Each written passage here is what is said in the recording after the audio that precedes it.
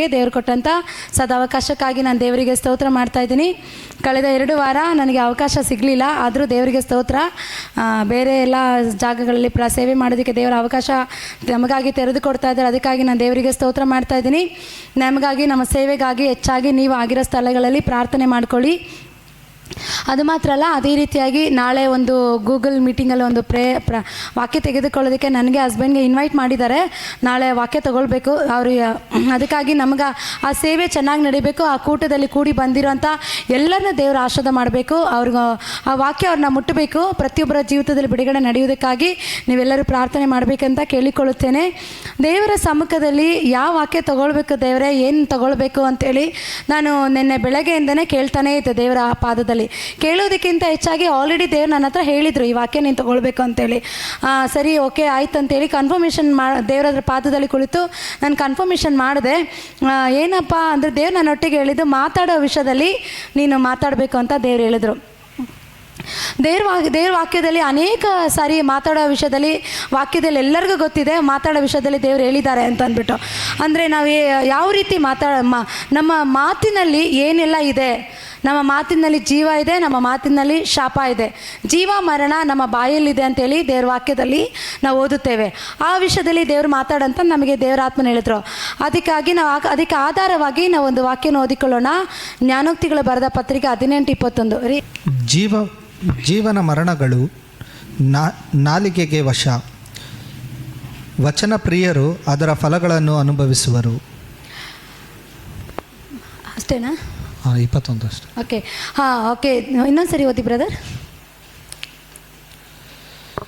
ಜೀವನ ಮರಣಗಳು ನಾಲಿಗೆಗೆ ವಶ, ವಚನ ಪ್ರಿಯರು ಅದರ ಫಲವನ್ನು ಅನುಭವಿಸುವರು. ಹಲ್ಲೆಲೂಯಾ. ನೋಡಿ, ಈ ವಾಕ್ಯದಲ್ಲಿ ನೋಡೋ ಪ್ರಕಾರ ಅನೇಕ ಸಾರಿ ಈ ವಾಕ್ಯನ ಕೆಲವು ನೀವು ಕೇಳಿರ್ಬೋದು. ಆದರೂ ಕೂಡ ಮತ್ತೆ ಪುನಃ ದೇವ್ರು ತಗೋ ಅಂತ ಹೇಳಿದ ಕಾರಣದಿಂದ ನಾನು ತಗೊಳ್ತಾ ಇರೋದು. ಈ ವಾಕ್ಯ ನನಗಂತೂ ಚಿಕ್ಕ ವಯಸ್ಸಲ್ಲಿರುವಾಗಲೇ ನಾನೊಂದು ನೈಜೀರಿಯಾ ದೇಶದಿಂದ ಮದುವೆ ಆಗಿದ್ದಂಥ ನನ್ನ ಫ್ರೆಂಡು, ಅವ್ರ ಹಸ್ಬೆಂಡ್ ಇಲ್ಲಿ ಬ್ಯಾಂಗ್ಳೂರಲ್ಲಿ ಸೇವೆ ಮಾಡ್ತಾಯಿದ್ರು. ಅವರು ನಮಗೆ ಜೀವ ಮರಣದ ಕುರಿತು ಅವರು ತುಂಬ ವಿಷಯ ನನ್ನ ಹತ್ರ ಮಾತಾಡಿದರು. ಅದರಲ್ಲಿ ಕೆಲವು ಮಾತ್ರ ನನಗೆ ನೆನಪಿದೆ, ಕೆಲವು ನೆನಪಿಲ್ಲ. ಜೀವ ಮರಣ ಅಂದರೆ ಏನಂದರೆ, ಜೀವ ಮರಣ ಎರಡು ಕೂಡ ನಮ್ಮ ಬಾಯಲ್ಲಿ ದೇವರು ಆಶೀರ್ವಾದನ ಇಟ್ಟಿದ್ದಾರೆ. ಆದರೆ ನಾವೇನು ಮಾಡ್ತೀವಿ, ಕೆಲವು ಸಾರಿ ಜೀವವನ್ನು ಮಾತಾಡೋದೆ ನಾವು ಅಧಿಕವಾಗಿ ನಾವೇನು ಮಾಡ್ತೀವಿ, ಮರಣನೇ ಮಾತಾಡ್ತೀವಿ. ಮರಣ ಅನ್ನೋದಕ್ಕಿಂತ ಹೆಚ್ಚಾಗಿ ನಷ್ಟ, ನಾಶ, ಕೆಟ್ಟದನ್ನು ನಾವು ಮಾತಾಡೋದಕ್ಕೆ ಪ್ರಯತ್ನ ಪಡ್ತೀವಿ. ಏನಾದರೂ ನಮ್ಮ ಜೀವಿತದಲ್ಲಿ ಸಮಸ್ಯೆ ಅಧಿಕವಾಗಿ ಬರುವಾಗ, ಇಲ್ಲ ಏನೋ ನಮ್ಮ ಜೀವಿತದಲ್ಲಿ ನಡೆಯೋದಿಲ್ಲ ಅಂತೇಳಿ ಆ ಒಂದು ಸಿಚುವೇಶನ್ ಹಾದು ಹೋಗುತ್ತಿರೋಂಥ ಸಮಯದಲ್ಲಿ ನಾವೇನು ಮಾತಾಡ್ತೀವಿ, ನಮ್ಮ ಬಾಯಲ್ಲಿ ನೆಗೆಟಿವ್ ಆದ ಮಾತುಗಳನ್ನೇ ಮಾತಾಡೋದಕ್ಕೆ ಪ್ರಾರಂಭ ಮಾಡ್ತೀರಿ. ಅಯ್ಯೋ ನನ್ನ ಜೀವಿತ ಅಷ್ಟೇ ಬಿಡಿ, ಅದು ನಡೆಯುತ್ತೋ ಏನಾಗುತ್ತೋ ನನ್ನ ಜೀವಿತದಲ್ಲಿ ಅನ್ನೋ ಒಂದು ವಿಷಯವನ್ನು ನಾವೇನು ಮಾತಾಡ್ತೀವಿ, ನಮ್ಮ ಬಾಯಲ್ಲಿ ಬೇಗ ನಾವು ಮಾತಾಡೋದಕ್ಕೆ ಪ್ರಾರಂಭ ಮಾಡ್ತೀವಿ. ಇದನ್ನ ಹೆಚ್ಚಾಗಿ ಮಾತಾಡೋದು ಯಾರಂದರೆ ಈ ವಯಸ್ಸಾದವರು ಅಧಿಕವಾಗಿ ಮಾತಾಡ್ತಾರೆ. ಅವ್ರಿಗೆ ಏನಂದರೆ, ಅಯ್ಯೋ ಅವ್ರಿಗೆ ಯಾರು ಇಲ್ಲ, ಒಂಟಿತನದಲ್ಲಿ ಅವರು ಜೀವಿಸ್ತಾ ಇರ್ತಾರೆ. ಆ ಒಂದು ಕಾರಣದಿಂದ ಅವ್ರಿಗೆ ಅವ್ರನ್ನ ಬಲಪಡಿಸ್ಕೊಳ್ಳೋದಕ್ಕಾಗಲಿ, ಧೈರ್ಯಪಡಿಸೋದಕ್ಕಾಗಲಿ ಅವರಲ್ಲಿ ಯಾವುದೇ ರೀತಿಯಲ್ಲಿ ಅವರಿಗೆ ಇರೋದಿಲ್ಲ. ಆ ಒಂದು ಕಾರಣದಿಂದ ಅವ್ರೇನು ಮಾತಾಡ್ತಾರೆ, ನೆಗೆಟಿವ್ ಆಗಿ ಮಾತಾಡೋದಕ್ಕೆ ಪ್ರಾರಂಭ ಮಾಡ್ತಾರೆ. ಅದಕ್ಕೆ ದೇವ್ರ ವಾಕ್ಯ ಹೇಳುತ್ತೆ, ಜೀವ ಮರಣ ನಾಲಿಗೆ ಅಧಿಕಾರದಲ್ಲಿದೆ, ವಚನ ಪ್ರಿಯರು ಏನು ನುಡಿತಾರೋ ಅದನ್ನು ಅನುಭವಿಸುತ್ತಾರೆ ಅಂತ ನಾವು ದೇವ್ರ ವಾಕ್ಯದಲ್ಲಿ ಓದುತ್ತೇವೆ. ಅಂದರೆ ನಮ್ಮ ಜೀವಿತದಲ್ಲಿ ಪ್ರತಿ ಸಾರಿ ಯಾವಾಗಲೂ ನಾವು ಜೀವವನ್ನೇ ಮಾತಾಡಬೇಕು. ಜೀವ ಅಂದ್ರೇನು, ನಿನಗೆ ಆರೋಗ್ಯ ಇದ್ದರೆ, ಆರೋಗ್ಯ ಸಮಸ್ಯೆ ಇದ್ದರೆ, ಇಲ್ಲ ನನಗೆ ಆರೋಗ್ಯ ಇಲ್ಲ, ದೇವ್ರು ನನಗೆ ಆರೋಗ್ಯ ಕೊಟ್ಟಿದ್ದಾರೆ, ಇಲ್ಲ ನಿನ್ನ ಕಷ್ಟದಲ್ಲಿದ್ದರೆ ನನಗೆ ಕಷ್ಟ ಇಲ್ಲ, ಕಷ್ಟದಿಂದ ದೇವ್ರು ನನಗೆ ಬಿಡುಗಡೆ ಕೊಡ್ತಾರೆ. ಏನೋ ಒಂದು ನಷ್ಟದ ನಿನ್ನ ಜೀವಿತದಲ್ಲಿ ನೀವು ಹಾದು ಹೋಗ್ತಾ ಇದ್ದೀರಾ, ಅಲ್ಲಿ ಏನು ಮಾಡಬೇಕು, ನೀವು ಜೀವವನ್ನು ಅಂದರೆ ಅದಕ್ಕೆ ಜೀವ ಇರುವಂಥ ವಿಷಯಗಳನ್ನ ನೀವು ಮಾತಾಡುವವರಾಗಿರಬೇಕು.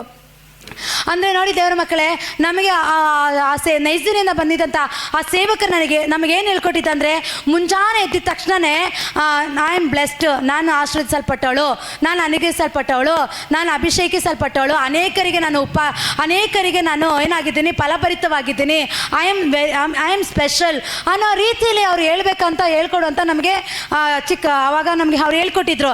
ಪ್ರತಿದಿನ ನಾವೇನು ಮಾಡ್ತಾಯಿದ್ವಿ ಅಂದರೆ, ಮುಂಜಾನೆ ಎದ್ದು ಈ ರೀತಿ ನಾವು ಪ್ರಾರ್ಥನೆ ಮಾಡ್ತಾಯಿದ್ರಿ, ನಾನು ಆಶ್ರಯಿಸಲ್ಪಟ್ಟವಳು, ನಾನು ಅಭಿಷಕ್ತಳು, ನಾನು ಅನೇಕರಿಗೆ ಬ್ಲೆಸ್ಸಿಂಗ್ ಆಗಿದ್ದೀನಿ, ಅನೇಕರಿಗೆ ನಾನು ಆಶೀರ್ವಾದವಾಗಿದ್ದೀನಿ, ನಾನೊಂದು ಸಾಧಾರಣ ವ್ಯಕ್ತಿ ಅಲ್ಲ, ಲೋಕದವರಿಗಿಂತ ನಾನು ಸ್ಪೆಷಲ್ ಆಗಿದ್ದೀನಿ, ನಾನು ಶ್ರೇಷ್ಠಳಾಗಿದ್ದೀನಿ ಅಂತೇಳಿ ಯಾವಾಗ ನಮ್ಮ ಬಾಯಲ್ಲಿ ನಾವು ನುಡಿಯೋದಕ್ಕೆ ಪ್ರಾರಂಭ ಮಾಡ್ತಾ ಇರ್ತೀರೋ ಅಲ್ಲಿ ಏನಾಗ್ತಾ ಇರುತ್ತೆ, ಜೀವ ಉಂಟಾಗ್ತಾ ಇರುತ್ತೆ ನಮ್ಮ ಜೀವಿತದಲ್ಲಿ.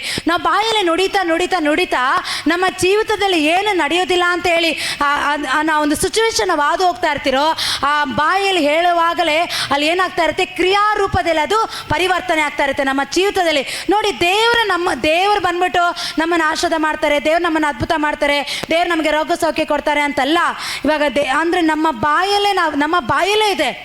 ನಮ್ಮ ಬಾಯಲ್ಲಿ ಏನು ಮಾಡಬೇಕು, ನಾವು ಅರಿಕೆ ಮಾಡಬೇಕು. ನಾನು ಆರೋಗ್ಯವಾಗಿದ್ದೀನಿ, ನಾನು ಸಾಲ ತೆಗೆದುಕೊಳ್ಳೋದಿಲ್ಲ, ಅನೇಕರಿಗೆ ಸಾಲ ಕೊಡುವವರಾಗಿರ್ತೇನೆ, ದೇವರು ನನಗೆ ಕುರುಬನಾಗಿದ್ದಾನೆ, ನಾನು ಕೊರತೆ ಪಡೋದಿಲ್ಲ, ಹಸಿರುಳ್ಳು ಕಾವಲುಗಳಲ್ಲಿ ನನ್ನನ್ನು ತಂಗಿಸ್ತಾರೆ, ನನ್ನ ಜೀವಮಾನವೆಲ್ಲ ಶುಭ ಕೃಪೆ ನಮ್ಮನ್ನು ಹಿಂಬಾಲಿಸುತ್ತೆ. ನೋಡಿ, ಕೀರ್ತನಲ್ಲೇ ಇದೆ, ಎಷ್ಟು ನಮಗೆ ಆಶೀರ್ವಾದದ ಮಾತುಗಳು ಬೈಬಲ್ ವಾಕ್ಯದಲ್ಲೇ ಇದೆ. ಅಯ್ಯೋ ಹೇಗಪ್ಪ ಹೇಳೋದು ಆಶೀರ್ವಾದ ಮಾತುಗಳಂತಲ್ಲ, ದೇವರು ಆಲ್ರೆಡಿ ನಮಗೆ ಆಶೀರ್ವಾದಗಳನ್ನು ಕೊಟ್ಬಿಟ್ಟಿದ್ದಾರೆ. ಆದರೆ ನಾವೇನು ಮಾಡ್ತೀವಿ, ಆಶೀರ್ವಾದಗಳನ್ನು ಮಾತಾಡದೆ ನಾವು ಶಾಪಗಳನ್ನೇ ಮಾತಾಡ್ತೀವಿ, ನೆಗೆಟಿವನ್ನೇ ಮಾತಾಡ್ತೀವಿ. ಪಾಸಿಟಿವ್ ಆಗಿ ನಾವು ಯಾವಾಗಲೂ ಏನು ಮಾಡಬೇಕು, ಮಾತಾಡಬೇಕು. ಪಾಸಿಟಿವ್ ಆಗಿ ಇರುವಂಥ ಪದಗಳನ್ನ ಮಾತಾಡ್ತಾ ನಮ್ಮ ಜೀವಿತದಲ್ಲಿ ದೇವರು ಏನು ಮಾಡ್ತಾ ಇರ್ತಾರೆ, ಅಲ್ಲಿ ಕಾರ್ಯ ಮಾಡ್ತಾ ಇರ್ತಾರೆ, ಅಲ್ಲಿ ಕ್ರಿಯೆ ಮಾಡ್ತಾ ಇರ್ತಾರೆ. ಇವತ್ತು ನಿಮ್ಮ ಒಂದು ವಿಷಯದಲ್ಲಿ ಯಾವುದೋ ಒಂದು ಸಮಸ್ಯೆದಲ್ಲಿ ನೀವು ಹಾದು ಹೋಗ್ತಾ ಇದ್ರು ಕೂಡ ಆ ವಿಷಯದಲ್ಲಿ ನಿಮಗೆ ಗದರಿಸುವಂಥ ಒಂದು ಅಧಿಕಾರ ಕೂಡ ದೇವ್ರು ನಿಮಗೆ ಕೊಟ್ಟಿದ್ದಾರೆ. ಈಗ ತಲೆನೋವು ಬರ್ತಾ ಇದೆ, ನಿಮಗೆ ತಲೆನೋವು ಬಂತು, ಇಲ್ಲ ಹೊಟ್ಟೆ ನೋವು ಬಂತು, ಏನೋ ಒಂದು ಬಂತು ಅಂದಾಗ ಅಯ್ಯೋ ನನಗೆ ಹೊಟ್ಟೆ ನೋವಿದೆ, ಈ ಹೊಟ್ಟೆ ನೋವಿಂದ ನಾನು ಏನಾಗ್ಬಿಡ್ತೀನೋ, ಇದರಿಂದ ಅನೇಕ ನಮ್ಮನ್ನು ಬಲಹೀನ ಪಡಿಸ್ತಾರೆ, ಭಯಪಡಿಸ್ತಾರೆ. ಅಯ್ಯೋ ಹೊಟ್ಟೆ ನೋವು ಇದೆಯಾ ನಿನಗೆ, ಚಿಕ್ಕ ರೋಗನೇ. ಇವಾಗ ಫಾರ್ ಎಕ್ಸಾಂಪಲ್ ಶುಗರ್ ಇದ್ರೆ ಏನಾಗುತ್ತೆ, ಕಿಡ್ನಿ ಫೇಲರ್ ಆಗುತ್ತೆ, ಹಾರ್ಟ್ ಅಟ್ಯಾಕ್ ಆಗುತ್ತೆ, ಕಾಲು ಊದ್ಕೊಳ್ಳುತ್ತೆ, ಆಮೇಲೆ ಕಾಲು ಕೂಡ ತೆಗಿಬೇಕನ್ನೋ ಅವಸ್ಥೆ ಬರುತ್ತೆ ಅನ್ನೋ ರೀತಿಯಲ್ಲಿ ಡಾಕ್ಟರ್ಸ್ಗಳು ಹೇಳುವಂಥ ಒಂದು ಏನಂತಾರೆ, ಶುಗರ್ನ ಸಿಂಪ್ಟಮ್ಸು. ಆ ಶುಗರ್ ಜಾಸ್ತಿ ಆಗದಂತೆ ನಾರ್ಮಲ್ ಆಗಿ ನಾವು ನೋಡ್ಕೋಬೇಕನ್ನೋದು ಡಾಕ್ಟರ್ಸ್ ಕೊಡುವಂಥ ಸಜೆಷನು. ಹಂಗಂತ ಅಂದ್ಬಿಟ್ಟು ಡಾಕ್ಟ್ರ್ ಹೇಳಿದ್ದಾರೆ, ಯಾರೋ ಗೊತ್ತಿರೋರು ಹೇಳಿದ್ದಾರೆ ಅಂತೇಳಿ ನನಗೆ ಶುಗರ್ ಇದೆ ಅಂತೇಳಿ ಎಲ್ಲ ರೋಗ ಬರುತ್ತಂತೇಳಿ ನಾವೇನಾದರೂ ನೆಗೆಟಿವ್ ಆಗಿ ನಾವು ಮಾತಾಡೋದಕ್ಕೆ ಪ್ರಾರಂಭ ಮಾಡಿದ್ರೆ ಅದೇನಾಗುತ್ತೆ ಗೊತ್ತಾ, ನಾವೇ ಎಲ್ಲ ರೋಗನ ಬರ ಮಾಡ್ಕೊಳ್ತಾ ಇದ್ದೀವಿ ಅಂತ ಅರ್ಥ. ಎಲ್ಲ ರೋಗ, ಎಲ್ಲ ಕಷ್ಟ, ಎಲ್ಲ ಬಾಧೆನ ನಮ್ಮ ಹತ್ರ ನಾವು ಬರ ಮಾಡ್ಕೊಳ್ತಾ ಇದ್ದೀವಿ ಅಂತ ಅರ್ಥ. ಅದನ್ನು ಬಿಟ್ಟು ಯಾರು ಏನೇ ಹೇಳಿದ್ರು, ಜೀವ ಸ್ವರೂಪನಾದ ದೇವರು, ಸರ್ವಶಕ್ತನಾದ ದೇವರು, ಆತನ ಸ್ವಾರೂಪ್ಯದಲ್ಲಿ ನಮ್ಮನ್ನು ಸೃಷ್ಟಿಸಿದ ಸೃಷ್ಟಿಕರ್ತನು ನಮ್ಮನ್ನು ಆರೋಗ್ಯವಾಗಿರ್ಬೇಕಂತೇಳಿ, ನಾವು ಸೌಖ್ಯವಾಗಿರ್ಬೇಕಂತೇಳಿ, ಅನೇಕರಿಗೆ ಆಶ್ರದವಾಗಿರ್ಬೇಕಂತೇಳಿ ದೇವರು ನಮ್ಮನ್ನು ಕರೆದಿರೋದು. ಹಾಗಿರುವಾಗ ನಾವೇನು ಮಾಡಬೇಕು, ನಾವು ನೆಗೆಟಿವ್ ಆಗಿ ಚಿಂತೆ ಮಾಡದೆ, ನೆಗೆಟಿವ್ ಆದ ಮಾತುಗಳನ್ನು ಮಾತಾಡದೆ ನಾವೇನು ಮಾಡಬೇಕು, ಯಾವಾಗಲೂ ಪಾಸಿಟಿವ್ ಆಗಿ ನಾವು ಮಾತಾಡಬೇಕು. ಪಾಸಿಟಿವ್ ಆಗಿ ನಾವು ಫಸ್ಟು ಥಿಂಕ್ ಮಾಡಬೇಕು, ಪಾಸಿಟಿವ್ ಆಗಿ ಥಿಂಕ್ ಮಾಡಿ ಪಾಸಿಟಿವ್ ಆಗಿ ನಾವು ಮಾತಾಡೋರಾಗಿರ್ಬೇಕು. ಯೆಹೋವನೇ ಜ್ಞಾನವನ್ನು ಕೊಡುವಾತನು, ಆತನ ಬಾಯಿಂದಲೇ ತಿಳುವಳಿಕೆಯು ವಿವೇಕವು ಹೊರಟು ಬರುತ್ತವೆ. ಹಲ್ಲೆಲೂಯಾ. ನೋಡಿ ದೇವರ ಮಕ್ಕಳೇ, ದೇವರ ಅಂದರೆ ಅದು ಮುಂದೆ ಓದಿ ಬ್ರದರಿನ.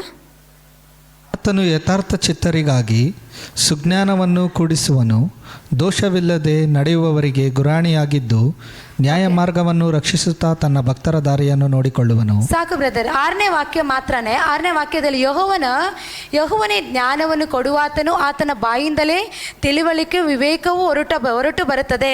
ಅಂದರೆ ನೋಡಿ, ನಾನು ಅವಾಗೆ ಹೇಳಿದ ರೀತಿಯಲ್ಲಿ ನಮ್ಮ ಬಾಯಲ್ಲಿ ಏನಿದೆ, ಜೀವ ಮರಣ ಇದೆ. ಅದೇ ರೀತಿಯಾಗಿ ದೇವರು ಕೂಡ ಈ ಲೋಕದಲ್ಲಿ ಆತನು ತನ್ನ ಬಾಯಿಂದಲೇ ತಿಳುವಳಿಕೆಯು ವಿವೇಕವು ಹೊರಟು ಬರುತ್ತದೆ ಅಂತೇಳಿ. ಅಂದರೆ ದೇವರ ಜ್ಞಾನ, ದೇವರ ವಿವೇಕವನ್ನು ಆತ ನಮಗೆ ಕೊಟ್ಟಾಗ ನಾವೇನು ಮಾತಾಡ್ತೀವಿ, ನಮ್ಮ ಬಾಯಿಂದನೇ ಎಲ್ಲ ಹೊರಟು ಬರೋದು. ಅಂದರೆ ನಮ್ಮ ಬಾಯಲ್ಲಿ ಏನು ಬರುತ್ತೆ, ಪ್ರತಿಯೊಂದು ಕೂಡ ನಮ್ಮ ಬಾಯಿಂದನೇ ಹೊರಟು ಬರುತ್ತದೆ. ಅದಕ್ಕೆ ದೇವರ ವಾಕ್ಯ ಹೇಳೋದು, ಯಾವಾಗ ಅದಕ್ಕೆ ನಾವು ಆತನ ಮಕ್ಕಳಾಗಿರೋ ಕಾರಣ ನಮ್ಮ ಬಾಯಿನಲ್ಲಿ ನಾವೇನಾಗಿರಬೇಕು, ಜೀವವನ್ನು ಮಾತಾಡಬೇಕು. ನಾವು ಯಾವತ್ತೂ ಶಾಪವನ್ನು ಮಾತಾಡಬಾರ್ದು. ಅದಕ್ಕೆ ದೇವರು ಆಲ್ರೆಡಿ ಅಂದರೆ ಆ ತಿಳುವಳಿಕೆ, ವಿವೇಕ ಎಲ್ಲವೂ ಯಾರಿಂದ, ಆತನ ಬಾಯಿಂದ ಹೊರಟು ಬರ್ತಾ ಇದೆ. ಆತನ ಬಾಯಿಂದ ಹೊರಟು ಬರುವಾಗ ಆತನ ಒಳಗಡೆ ಆತನ ಯಾರ ಒಳಗಡೆ ವಾಸ ಮಾಡ್ತಾ ಇರೋದು, ನಮ್ಮೊಳಗಡೆ ವಾಸ ಮಾಡ್ತಾ ಇರೋದು. ನಮ್ಮೊಳಗಡೆ ಪರಿಶುದ್ಧಾತ್ಮನು ವಾಸ ಮಾಡ್ತಾ ಇರೋದ್ರಿಂದ, ನಮ್ಮೊಳಗಡೆ ಯೇಸು ಕ್ರಿಸ್ತನ ಇರೋದ್ರಿಂದ ದೇವರ ವಿವೇಕ, ದೇವರ ಜ್ಞಾನ, ದೇವರ ತಿಳುವಳಿಕೆ ಯಾವಾಗಲೂ ನಮ್ಮಲ್ಲಿ ನೆಲೆಗೊಂಡಿರುತ್ತಂತೆ. ದೇವರ ವಿವೇಕ, ಜ್ಞಾನ ತಿಳ್ಕೊಂಡಾಗ ನಾವೇನು ಮಾತಾಡ್ತೀವಿ, ಯಾವಾಗಲೂ ದೇವರ ಕುರಿತೇ ನಾವು ಮಾತಾಡೋದಕ್ಕೆ ಪ್ರಾರಂಭ ಮಾಡ್ತೀವಿ. ಅದೇ ಕೀರ್ತನೆಗಳು 71:8 ದಾವೀದನು ಏನು ಹೇಳ್ತಾನೆ ಗೊತ್ತಾ, ನನ್ನ ಬಾಯ ಬಾಯಲ್ಲಿ ನಿನ್ನ ಸ್ತೋತ್ರವಲ್ಲದೆ ಮತ್ತೊಂದಿಲ್ಲ, ದಿನವೆಲ್ಲ ನಿನ್ನ ಘನತೆಯನ್ನು ವರ್ಣಿಸ್ತಾ ಇದ್ದೀನಿ ಅಂತ ಅವ್ನು ಹೇಳ್ತಾ ಇದ್ದಾನೆ. ಅಲ್ಲೆಲಿಯ ನೋಡಿ, ನಾವು ಆತನ ಕರ್ತನನ್ನು ನಾವು ದೇವರ ಲೋಕದ ಪಾಲಿಗೆ ಸತ್ತು ಕ್ರಿಸ್ತನನ್ನು ಅಂಗೀಕಾರ ಮಾಡಿದ ಮೇಲೆ ನಾವು ಯಾರನ್ನ ಆರಾಧಿಸಬೇಕು? ಕರ್ತನನ್ನು ಆರಾಧಿಸಬೇಕು, ದೇವರನ್ನ ಆರಾಧಿಸಬೇಕು. ನನ್ನ ಬಾಯಲ್ಲಿ ನಿನ್ನ ಸ್ತೋತ್ರವಲ್ಲದೆ ಮತ್ತೊಂದಿಲ್ಲ. ಎಷ್ಟೋ ಜನರನ್ನು ನೋಡಿದ್ದೀನಿ ಆನ್ಲೈನ್ ಪ್ರೇಯರಲ್ಲಿ, ನಾನು ಅವ್ರ ಬಗ್ಗೆ ನಾನು ಕೇಳಿಸ್ಕೊಂಡಿದ್ದೀನಿ. ಅವರು ಏನು ಮಾಡ್ತಾರೆ, ಅವರು ಕ್ರೈಸ್ತರಾಗಿರ್ತಾರೆ, ದೇವ್ರನ್ನ ಅಂಗೀಕಾರ ಮಾಡಿರ್ತಾರೆ, ದೇವ್ರನ್ನ ತಿಳ್ಕೊಂಡಿರ್ತಾರೆ. ಆದರೂ ಕೂಡ ಅವರು ಲೋಕದ ಎಲ್ಲ ಫಿಲಮ್ ಸಾಂಗ್ಸು, ಬೇಡದಿರೋ ಕಾರ್ಯಗಳು, ಬೇಡದಿರೋದು ಅವ್ರ ಮೊಬೈಲ್ಗಳಲ್ಲಿ, ಅವರ ವಿಡಿಯೋಗಳಲ್ಲಿ, ಅವರ ಎಲ್ಲ ಇನ್ಸ್ಟಾಗ್ರಾಮ್ಗಳಲ್ಲಿ ಇರುತ್ತೆ. ಅದು ನೋಡಬೇಕಾದ್ರೆ ನೋಡಿ, ಒಬ್ಬ ಕ್ರಿಸ್ತನನ್ನು ನಾವು ಅಂಗೀಕಾರ ಮಾಡಿದ್ಮೇಲೆ ನಮ್ಮನ್ನು ನೋಡುವಾಗ ನಮ್ಮಲ್ಲಿ ಯಾರು ಕಾಣಬೇಕು? ಯೇಸು ಕಾಣಬೇಕು. ಹಲ್ಲೆಲೂಯ. ಒಬ್ಬ ಕ್ರೈಸ್ತನ ನಮ್ಮಲ್ಲಿ ಇದ್ದಾನೆ ಅನ್ನೋದು ಕಾಣಬೇಕು. ಆಗಿರುವುದಾದರೆ ನಾವು ಯಾವಾಗಲೂ ಏನಾಗಿರ್ಬೇಕು? ನಮ್ಮ ಬಾಯಲ್ಲಿ ದಾವೀದನೇ ಹೇಳ್ತಾನೆ, ನಿನ್ನ ಸ್ತೋತ್ರವಲ್ಲದೆ ಮತ್ತೇನೂ ಇಲ್ಲ. ನೋಡಿ, ಅರಣ್ಯದಲ್ಲಿ ಅವನು ಕುರಿ ಮೇಯಿಸೋದಕ್ಕೆ ದಾವೀದನು ಹೋಗುವ ಸಮಯದಲ್ಲಿ ಅವನೇನು ಮಾಡ್ತಾ ಇದ್ದ? ಯಾವಾಗಲೂ ದೇವ್ರನ್ನ ಆರಾಧಿಸ್ತಾ ಇದ್ದಂತೆ, ದೇವ್ರನ್ನ ಸ್ತುತಿಸ್ತಾ ಇದ್ದಂತೆ, ದೇವ್ರನ್ನ ಮಹಿಮೆ ಪಡಿಸ್ತಾ ಇದ್ದಂತೆ. ದೇವ್ರ ಮಕ್ಕಳೇ, ಈ ರೀತಿಯಾಗಿ ಅವನು ದೇವ್ರನ್ನ ಸ್ತುತಿಸಿ ದೇವ್ರನ್ನ ಆರಾಧನೆ ಮಾಡ್ತಾ ಇರೋ ಆ ಒಂದು ಸಮಯದಲ್ಲಿ ಅವನಿಗೆ ಅರಣ್ಯದಲ್ಲಿ ಕರಡಿ ಬಂದರೂ ಕೂಡ, ಸಿಂಹ ಬಂದರೂ ಕೂಡ ಅದನ್ನು ಗೆಲ್ಲುವಂಥ ಒಂದು ಅಭಿಷೇಕ ಆತನ ಮೇಲೆ ಇತ್ತು. ಅವನು ಅರಣ್ಯದಲ್ಲೇ ಅವನು ಆರಾಧನೆ ಮಾಡ್ತಾ ದೇವರ ಸ್ತುತಿಸ್ತಾ ದೇವರು ಅವನನ್ನು ನೋಡಿ ಅವನ್ನ ಆರಿಸಿಕೊಂಡು ಅವನ ಮೇಲೆ ಅಭಿಷೇಕ ಬಂತು. ಯಾವಾಗ ಅವನ ಮೇಲೆ ಅಭಿಷೇಕ ಬಂತು, ಆ ಅಭಿಷೇಕ ಏನಾಯಿತು? ಗೋಲಿಯಾತನನ್ನು ಕೊಲ್ಲತಕ್ಕಂಥ ಒಂದು ಅಭಿಷೇಕ. ಅಂದರೆ ಆ ಗೋಲಿಯಾತನ ಯಾರು? ಆ ಪಟ್ಟಣದಲ್ಲಿ ಮಹಾಬಲಿಷ್ಠನಾಗಿ ಅವನು ಎಲ್ಲ ಯುದ್ಧಗಳಲ್ಲಿ ಜಯಶಾಲಿಯಾಗಿ ಬಂದಂಥ ಗೋಲಿಯಾತನನ್ನ ಯಾರು ಸೋಲಿಸಕ್ಕಾಗಲಿಲ್ಲ. ಯಾರು ಸೋಲಿಸಿದ್ದು? ದಾವೀದನು ಸೋಲಿಸಿದ್ದು. ಹೇಗೆ ದಾವೀದನು ಸೋಲಿಸಿದ್ದು? ಇವನು ಏನು ಮಾಡ್ತಾ ಇದ್ದ? ಇವನ ಬಾಯಲ್ಲಿ ದೇವರ ಸ್ತೋತ್ರವಲ್ಲದೆ ಮತ್ತೇನು ಇರಲಿಲ್ಲಂತೆ. ನಮ್ಮ ಬಾಯಲ್ಲಿ ಏನಿರಬೇಕು? ಯಾವಾಗಲೂ ದೇವರನ್ನ ಸ್ತುತಿಸ್ತಾ ಇರಬೇಕು, ದೇವ್ರನ್ನ ವರ್ಣಿಸ್ತಾ ಇರಬೇಕು, ದೇವ್ರನ್ನ ಮಹಿಮೆ ಪಡಿಸ್ತಾ ಇರಬೇಕು. ನನಗೆ ಗೊತ್ತಿರೋ ರೀತಿಯಲ್ಲಿ ನಾವು ಕೆಲವು ದಿವಸಗಳು ದೇವ್ರನ್ನ ಆರಾಧನೆ ಮಾಡ್ತಾ ಇದ್ವಿ. ಯಾವಾಗಲೂ ಆರಾಧನೆ ಮಾಡೋದಂದ್ರೆ ನಮಗೆ ತುಂಬ ಇಷ್ಟ. ಈ ರೀತಿಯಾಗಿ ಎಲ್ಲ ಕಾಣೋ ರೀತಿಯಲ್ಲ, ನಾವು ಕೋಣೆಯಲ್ಲಿ 4 ಗೋಡೆ ಮಧ್ಯದಲ್ಲಿ ದೇವರನ್ನ ಸ್ತುತಿಸೋದು, ದೇವರನ್ನ ಆರಾಧಿಸೋದು, ದೇವರನ್ನ ಮಹಿಮೆ ಪಡಿಸೋದು, ಈ ರೀತಿ ಮಾಡ್ತಾ ಇರುವಾಗ ಏನಾಗುತ್ತೆ? ಆತನನ್ನು ವರ್ಣಿಸುವಾಗ, ಆತನನ್ನು ಘನಪಡಿಸುವಾಗಲೇ ನಮ್ಮಲ್ಲಿರುವಂಥ ಬಲಹೀನತೆಗಳು, ನಮ್ಮಲ್ಲಿರುವಂಥ ಅಶುದ್ಧ ಕಾರ್ಯಗಳು, ಪಾಪದ ಕಾರ್ಯಗಳು ಏನಾಗುತ್ತೆ? ನಮ್ಮನ್ನು ಬಿಟ್ಟು ಹೋಗಿ ದೇವರ ಆತ್ಮನ ಶಕ್ತಿಯನ್ನು ನಾವು ತುಂಬಿಕೊಳ್ತೀವಿ. ಹಲ್ಲೆಲೂಯಾ. ಅದೇ ರೀತಿಯಾಗಿ ದೇವರ ಮಕ್ಕಳೇ, ನಾವು ಅದಕ್ಕೆ ದೇವರ ವಾಕ್ಯ ಹೇಳ್ತದೆ, ಯಾವಾಗ my field with your praise declare, ಅಂದರೆ ನಾವು ದೇವರ ಸನ್ನಿಧಾನದಲ್ಲಿ ನಾವು ಕುತ್ಕೊಂಡಾಗ, ನಾವು ಡಿಕ್ಲೇರ್ ಮಾಡುವಾಗ, ಆರಾಧನೆ ಮಾಡುವಾಗ, ಸ್ತುತಿಸುವಾಗ ದೇವರ ಸಾನ್ನಿಧ್ಯನ, ದೇವರ ಪ್ರಸನ್ನತೆಯನ್ನು ನಾವು ತುಂಬಿಕೊಳ್ತೀವಿ. Hallelujah. Hallelujah. Praise the lord. ಕರ್ತನಾಮಕ್ಕೆ ಸ್ತೋತ್ರವಾಗಲಿ. ಅದು ಕಂಟಿನ್ಯೂ ಅದು ಮುಂದಿನ ಭಾಗವನ್ನು ಓದಿಕೊಳ್ಳೋಣ. ಜ್ಞಾನೋಕ್ತಿಗಳು 2 ಹಾರನ್ನು ಓದಿಕೊಳ್ಳೋಣ. ಜ್ಞಾನೋಕ್ತಿಗಳು 2 ಹಾರನ್ನು ಓದಿಕೊಳ್ಳೋಣ. ಯಾರಾದರೂ 10:32. ಶಿಷ್ಟನ ತುಟಿಯಲ್ಲಿ ಉಚಿತ ವಚನ, ದುಷ್ಟನ ಬಾಯಲ್ಲಿ ನೀಚ ವಚನ. ಹಲ್ಲೆಲೂಯಾ. ನೋಡಿ, ಶಿಷ್ಟನ ತುಟಿಯಲ್ಲಿ ಉಚಿತ ವಚನ, ದುಷ್ಟನ ಬಾಯಲ್ಲಿ ನೀಚ ವಚನ. ಅಂದರೆ ನೋಡಿ ದೇವರ ಮಕ್ಕಳೇ, ಇಲ್ಲಿ ದೇವರ ವಾಕ್ಯ ಏನು ಹೇಳುತ್ತೆ? ಶಿಷ್ಟನ ತುಟಿ ಅಂದರೆ ತುಟಿಯಲ್ಲಿ ಅಂದರೆ ದೇವರ ಭಯಭಕ್ತಿ ಉಳ್ಳವನು, ದೇವರಲ್ಲಿ ಜೀವಿಸುವವನು, ನೀತಿವಂತನ ಬಾಯಲ್ಲಿ ಏನಿರುತ್ತೆ? ತುಟಿಯಲ್ಲಿ ಉಚಿತ ವಚನ. ಅಂದರೆ ಆತನು ಒಳ್ಳೆ ರೀತಿಯಲ್ಲಿ, ಅಂದರೆ ಫ್ರೀಯಾಗಿ, ಅಂದರೆ ಒಳ್ಳೆ ರೀತಿಯಲ್ಲಿ ಮಾತಾಡೋದಕ್ಕೆ ಪ್ರಾರಂಭ ಮಾಡ್ತಾನೆ. ದುಷ್ಟನ ಬಾಯಲ್ಲಿ ಯಾವಾಗಲೂ ಏನಿರುತ್ತೆ? ನೀಚ ವಚನಗಳೇ ಇರುತ್ತೆ. ಇವತ್ತು ನೋಡೋದಾದರೆ, ಹೊರಗಡೆ ನೋಡೋದಾದರೆ ಅನೇಕರು ಲೋಕದಲ್ಲಿ ಬಾಯಿ ತೆಗೆದ್ರೆ ಸಾಕು, ಅವ್ರ ಬಾಯಲ್ಲಿ ಕೆಟ್ಟ ಮಾತುಗಳೇ ಬರುತ್ತೆ, ಒಳ್ಳೆ ಮಾತುಗಳು ಬರೋದೇ ಇಲ್ಲ, ಒಳ್ಳೆ ಮಾತುಗಳು ಯಾರೂ ಮಾತಾಡೋದಿಲ್ಲ. ಆದರೆ ದೇವರ ವಾಕ್ಯದಲ್ಲಿ ಯಾರು ಶಿಷ್ಟನಾಗಿರ್ತಾನೆ ಅಂದರೆ ತಗ್ಗಿಸಿಕೊಂಡು ದೇವರ ವಾಕ್ಯಕ್ಕೆ ವಿಧೇಯನಾಗಿ ನೀತಿವಂತನಾಗಿರೋನು, ಅವನ ಬಾಯಲ್ಲಿ ಏನೇ ಇರುತ್ತೆ? ಉಚಿತ ವಚನ. ಅಂದರೆ ಆತನ ಡಿಕ್ಲೇರ್ ಮಾಡ್ತಾನೆ. ಅವನ ಬಾಯಲ್ಲಿ ಡಿಕ್ಲೇರ್ ಮಾಡಬೇಕು. ಯಾರ ಶಿಷ್ಟನ? ದೇವರಲ್ಲಿ ಶಿಷ್ಟನಾಗಿರುವವನು, ದೇವರಲ್ಲಿ ಭಯಭಕ್ತಿ ಉಳ್ಳವನು, ಅವನು ಯಾವಾಗಲೂ ದೇವರ ವಿಷಯದಲ್ಲಿ ಏನು ಮಾಡ್ತಾ ಇರ್ತಾನೆ? ಒಳ್ಳೆ ಮಾತುಗಳನ್ನ ಮಾತಾಡ್ತಾ ಇರ್ತಾನೆ, ಒಳ್ಳೆ ಪದಗಳನ್ನ ಆತನು ಉಪಯೋಗಿಸ್ತಾ ಇರ್ತಾನೆ. ಇದೇ ರೀತಿಯಾಗಿ ದೇವರ ಮಕ್ಕಳೇ, ಈ ರೀತಿಯಾಗಿ ಕೀರ್ತನೆಗಳು 36:6 ನಾವು ಅದೇ ರೀತಿ ವಾಕ್ಯ ಹೇಳ್ತದೆ, ಕರ್ತನ ಅಪ್ಪಣೆಯಂತೆ ಆಕಾಶ ಉಂಟಾಯಿತು, ಅದರಲ್ಲಿರೋದು ಎಲ್ಲವೂ ಆತನ ಶ್ವಾಸದಿಂದ ನಿರ್ಮಿತವಾಯಿತು ಅಂತ ನಾವು ವಾಕ್ಯದಲ್ಲಿ ಓದುತ್ತೇವೆ. ದೇವರ ಬಾಯಿಂದ ಏನಾಯಿತು? ಆಕಾಶ ಉಂಟಾಯಿತು. ಆತನ ಮಕ್ಕಳಾದ ನಾವುಗಳು ಏನಾಗಿರಬೇಕು? ದೇವರ ಮಕ್ಕಳು, ಅದರಲ್ಲಿರುವ ಎಲ್ಲ ಶ್ವಾಸವು ದೇವರಿಂದನೇ ನಿರ್ಮಿತ ಆಗಿದ್ದು. ಅಂದರೆ ದೇವರು ಏನು ಮಾಡಿದ್ರು? ತನ್ನ ಬಾಯಲ್ಲಿ ಬಾಯಲ್ಲೇ ಆತನು ಎಲ್ಲವನ್ನು ಉಂಟು ಮಾಡಿದ್ದು. ನೋಡಿ, ಆದಿಕಾಂಡ 1ನೇ ಅಧ್ಯಾಯ 1ನೇ ವಾಕ್ಯದಲ್ಲಿ ಏನು ಹೇಳುತ್ತದೆ? ದೇವರು ಮೊದಲನೇದಾಗಿ ಆಕಾಶ ಭೂಮಿಯನ್ನು ಉಂಟು ಮಾಡಿದ್ರು, ಸೂರ್ಯ ಚಂದ್ರ ನಕ್ಷತ್ರ ಉಂಟಾಗಲಿ ಅಂತ ಹೇಳಿದ ತಕ್ಷಣ ಏನಾಯ್ತು? ಅಲ್ಲಿ ಉಂಟಾಯಿತು. ದೇವರು ಬಂದ್ಬಿಟ್ಟು ಅದನ್ನ ಯಾವುದೇ ರೀತಿ ಅವರು ಒಂದು ಕ್ರಿಯೇಷನ್ ಮಾಡಲಿಲ್ಲ. ಅಲ್ಲಿ ಏನು ಮಾಡಿದ್ರು? ಅವರು ಬಾಯಿಂದ ಅರಿಕೆ ಮಾಡಿದ್ರು. ಬಾಯಿಂದ ಅರಿಕೆ ಮಾಡಿದ ತಕ್ಷಣ ಏನಾಯ್ತು? ಅಲ್ಲಿ ಭೂಮಿ ಉಂಟಾಯಿತು, ಸೂರ್ಯ ಚಂದ್ರ ನಕ್ಷತ್ರ ಉಂಟಾಯಿತು. ಇದೇ ರೀತಿಯಾಗಿ ದೇವರು ತನ್ನ ಅಪ್ಪಣೆಯಿಂದ ಆತನ ಏನು ಮಾಡಿದ? ಜಗತ್ತನ್ನು ಉಂಟು ಮಾಡಿದ್ರು ನಮ್ಮ ದೇವರು. ಅದೇ ರೀತಿಯಾಗಿ ದೇವರ ಮಕ್ಕಳೇ, ನಾವು ಅದರಲ್ಲಿರುವುದು ಎಲ್ಲವೂ ಆತನ ಶ್ವಾಸದಿಂದ ನಿರ್ಮಿತವಾಯ್ತಂತೆ. ಅಂದರೆ ಇವತ್ತು ನೀವು ಯಾರ ಉಸಿರಲ್ಲಿ ನಾವು ಉಸಿರಾಡ್ತಾ ಇರೋದು? ದೇವರ ಉಸಿರು ನಮ್ಮೊಳಗಡೆ ಉಸಿರಾಡ್ತಾ ಇರೋದು. ದೇವರು ನಮ್ಮನ್ನು ತನ್ನ ಸ್ವಾರೂಪ್ಯದಲ್ಲಿ ಸೃಷ್ಟಿಸಿ ತಮ್ಮನ್ನು ರೂಪಿಸಿ ಆತನ ಶ್ವಾಸ ನಮ್ಮಲ್ಲಿ ದೇವರು ಊದುದ್ರಂತೆ.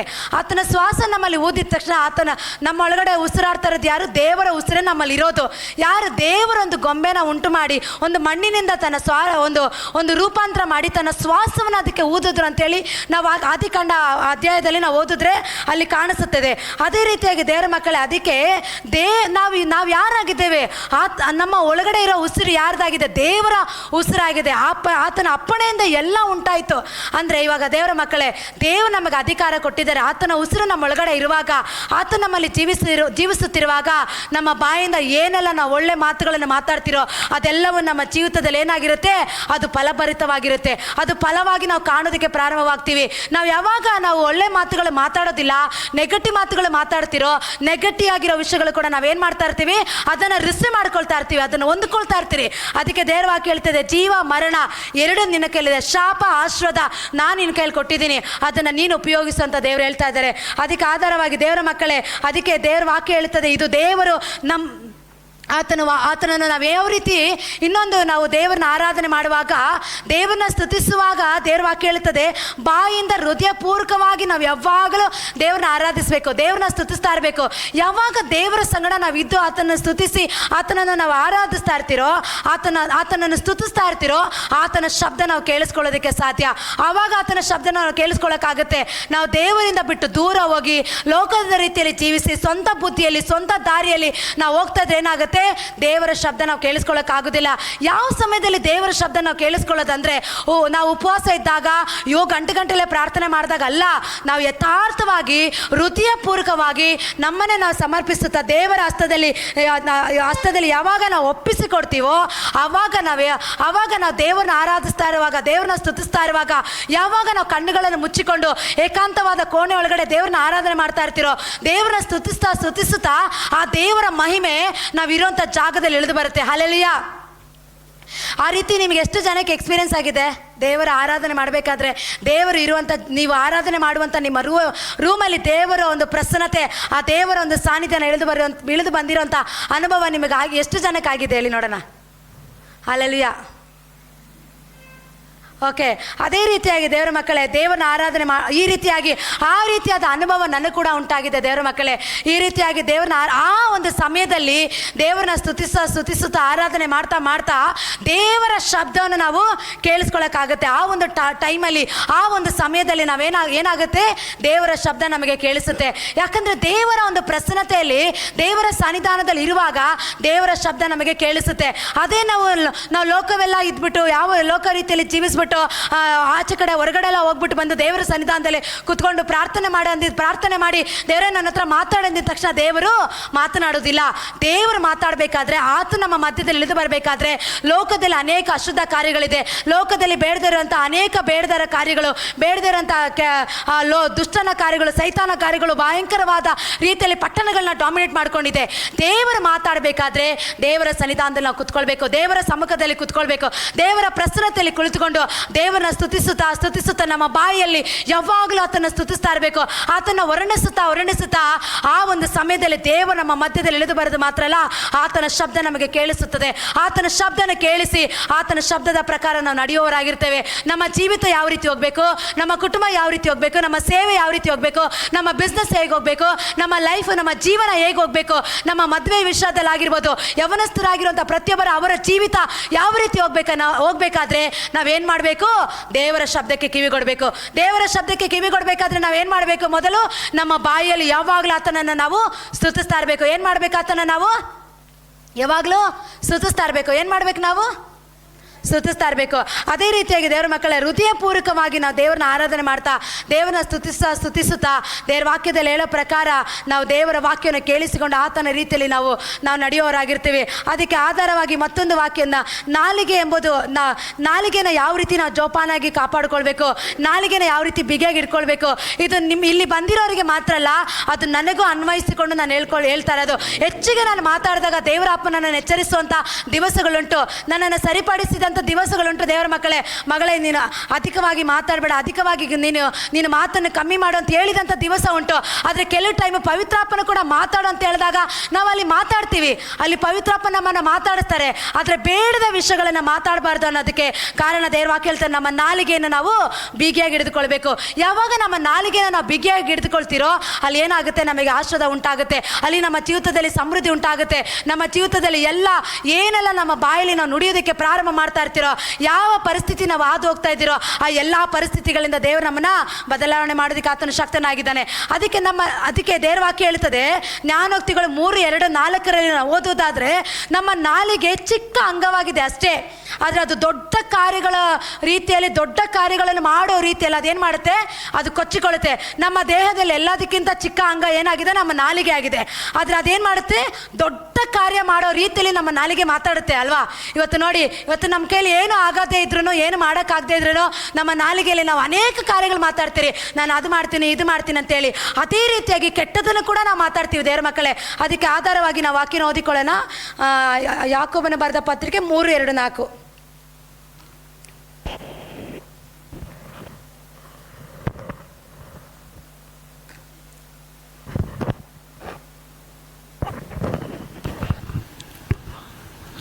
ಅನೇಕ ವಿಷಯಗಳಲ್ಲಿ ನಾವೆಲ್ಲರೂ ತಪ್ಪುವುದುಂಟು. ಒಬ್ಬನು ಮಾತಿನಲ್ಲಿ ತಪ್ಪದಿದ್ದರೆ ಅವನು ಶಿಕ್ಷಿತನು, ತನ್ನ ದೇಹವನ್ನೆಲ್ಲ ಸ್ವಾಧೀನಪಡಿಸಿಕೊಳ್ಳುವುದಕ್ಕೆ ಸಮರ್ಥನೂ ಆಗಿದ್ದಾನೆ. ನಾನು ಕುದುರೆಗಳನ್ನು ಸ್ವಾಧೀನ ಬೇಕೆಂದಿರುವಾಗ ಅವುಗಳ ಬಾಯಿಗೆ ಕಡಿವಾಣ ಹಾಕುತ್ತೇವಲ್ಲ, ಆಗ ಅವುಗಳ ದೇಹವನ್ನೆಲ್ಲ ತಿರುಗಿಸುವುದಕ್ಕೆ ಆಗುತ್ತದೆ. ಹಡಗುಗಳನ್ನು ನೋಡಿರಿ, ಅವು ಬಹು ದೊಡ್ಡವು, ಬಲವಾದ ಗಾಳಿಯಿಂದ ಬಡಿಸಿಕೊಂಡು ಹೋಗುತ್ತವೆ. ಆದರೂ ನಡೆಸುವವನು ಬಹು ಸಣ್ಣ ಚುಕ್ಕಾಣಿಯಿಂದ ಅವುಗಳನ್ನು ತನ್ನ ಮನಸ್ಸಿಗೆ ಬಂದ ಕಡೆಗೆ ತಿರುಗಿಸುತ್ತಾನೆ. ಆಮೇಲೆ ಹಾಗೆಯೇ ನಾಲಿಗೆಯು ಕೂಡ ಚಿಕ್ಕ ಅಂಗವಾಗಿದ್ದರೂ ದೊಡ್ಡ ಕಾರ್ಯಗಳನ್ನು ಕೊಚ್ಚಿಕೊಳ್ಳುತ್ತದೆ. ಎಷ್ಟು ಕೊಂಚ ಕಿಚ್ಚು ಎಷ್ಟು ದೊಡ್ಡ ಕಾಡನ್ನು ಉರಿಸುತ್ತದೋ ನೋಡಿರಿ. ನಾಲಿಗೆಯು ಕಿಚ್ಚೆ, ನಾಲಿಗೆಯು ಅಧರ್ಮ ಲೋಕರೂಪವಾಗಿ ನಮ್ಮ ಅಂಗಳಗಳ ನಡುವೆ ಇಟ್ಟದೆ. ಅದು ದೇಹವನ್ನೆಲ್ಲ ಕೆಡಿಸುತ್ತದೆ, ತಾನೇ ನರಕದಿಂದ ಬೆಂಕಿ ಹತ್ತಿಸಿಕೊಳ್ಳುತ್ತಾ ಪ್ರಪಂಚವೆಂಬ ಚಕ್ರಕ್ಕೆ ಬೆಂಕಿ ಹಚ್ಚಿಸುತ್ತದೆ. ಸಾಕು ಬ್ರದರ್, ಥ್ಯಾಂಕ್ ಯು.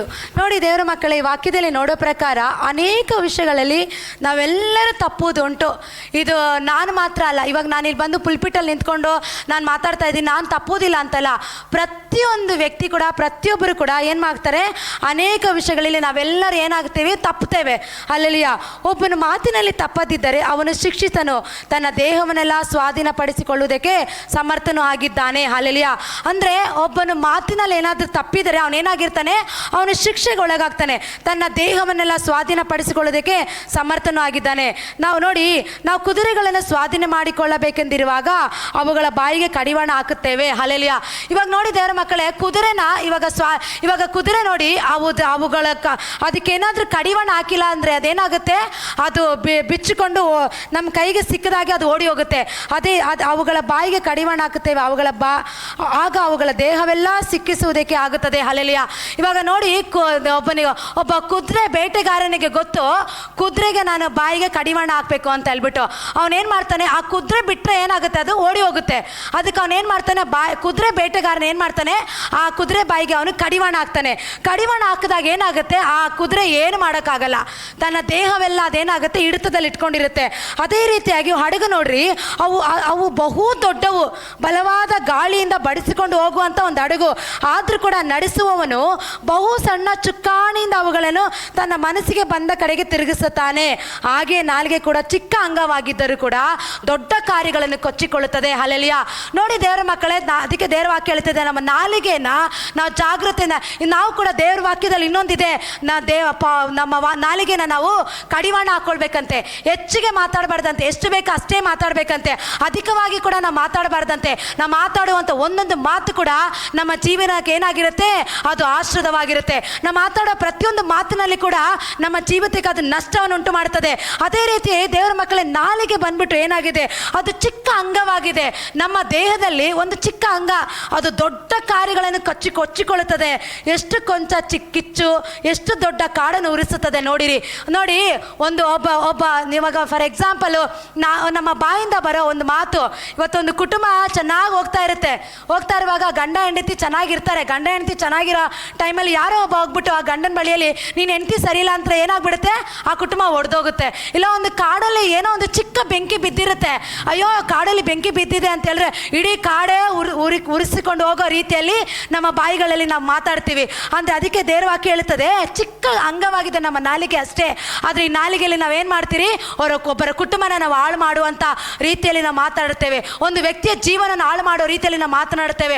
ಒಬ್ಬ ಭವಿಷ್ಯನ ಜೀವಿತವನ್ನು ಹಾಳು ಮಾಡೋ ರೀತಿಯಲ್ಲಿ ನಾವು ಮಾತಾಡ್ತೇವೆ. ಅದಕ್ಕೆ ದೇವರ ವಾಕ್ಯ ಹೇಳುತ್ತದೆ, ನಿನ್ನ ನಾಲಿಗೆ ಕಿಚ್ಚೆ, ನಾಲಿಗೆ ಅಧರ್ಮ ರೂಪವಾಗಿ ನಮ್ಮ ಅಂಗಗಳ ನಡುವೆ ಇಟ್ಟಿದೆ. ದೇವರ ನಮ್ಮ ದೇಹದಲ್ಲಿ ಅಂಗಗಳ ಮಧ್ಯದಲ್ಲಿ ನಮ್ಮ ನಾಲಿಗೆ ನೆಟ್ಟಿದ್ದಾರೆ. ಆ ನಾಲಿಗೆ ಬಂದ್ಬಿಟ್ಟು ಏನಾಗಿದೆ, ಅದು ದೇಹವೆಲ್ಲ ಕೆಡಿಸ್ತದಂತೆ. ನಮ್ಮ ನಾಲಿಗೆಯಿಂದನೇ ನಮ್ಮ ದೇಹವೆಲ್ಲ ಕೆಡಿಸೋದು.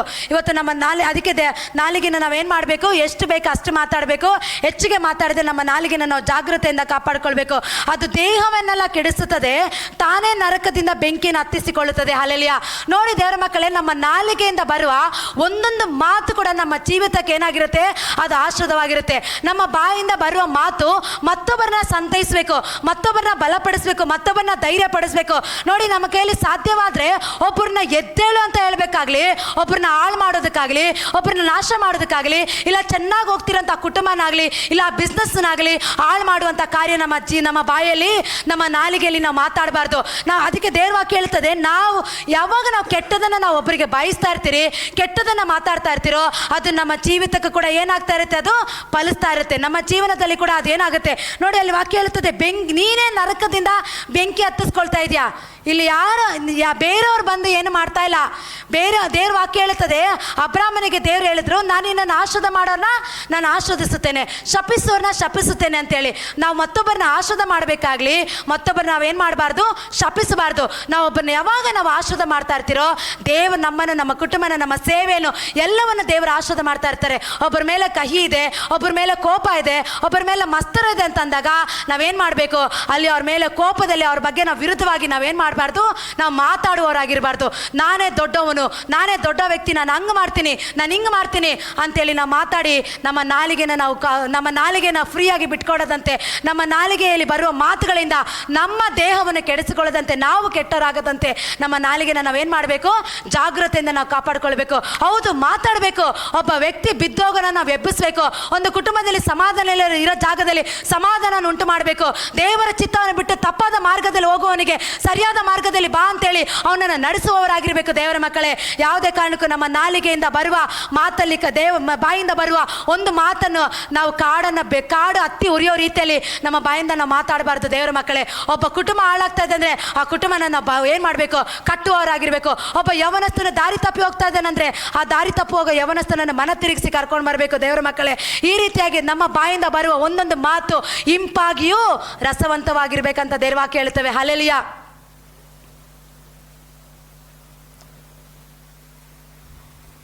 ನೋಡಿ, ದೇವರ ವಾಕ್ಯದಲ್ಲಿ ನಾವು ಯಾವಾಗ ಏನು ಹೇಳಬೇಕು, ನಮ್ಮ ಬಾಯಿಂದ ಬರುವ ಒಂದೊಂದು ಮಾತು ಇಂಪಾಗಿರಬೇಕು, ರಸವಂತವಾಗಿರಬೇಕು.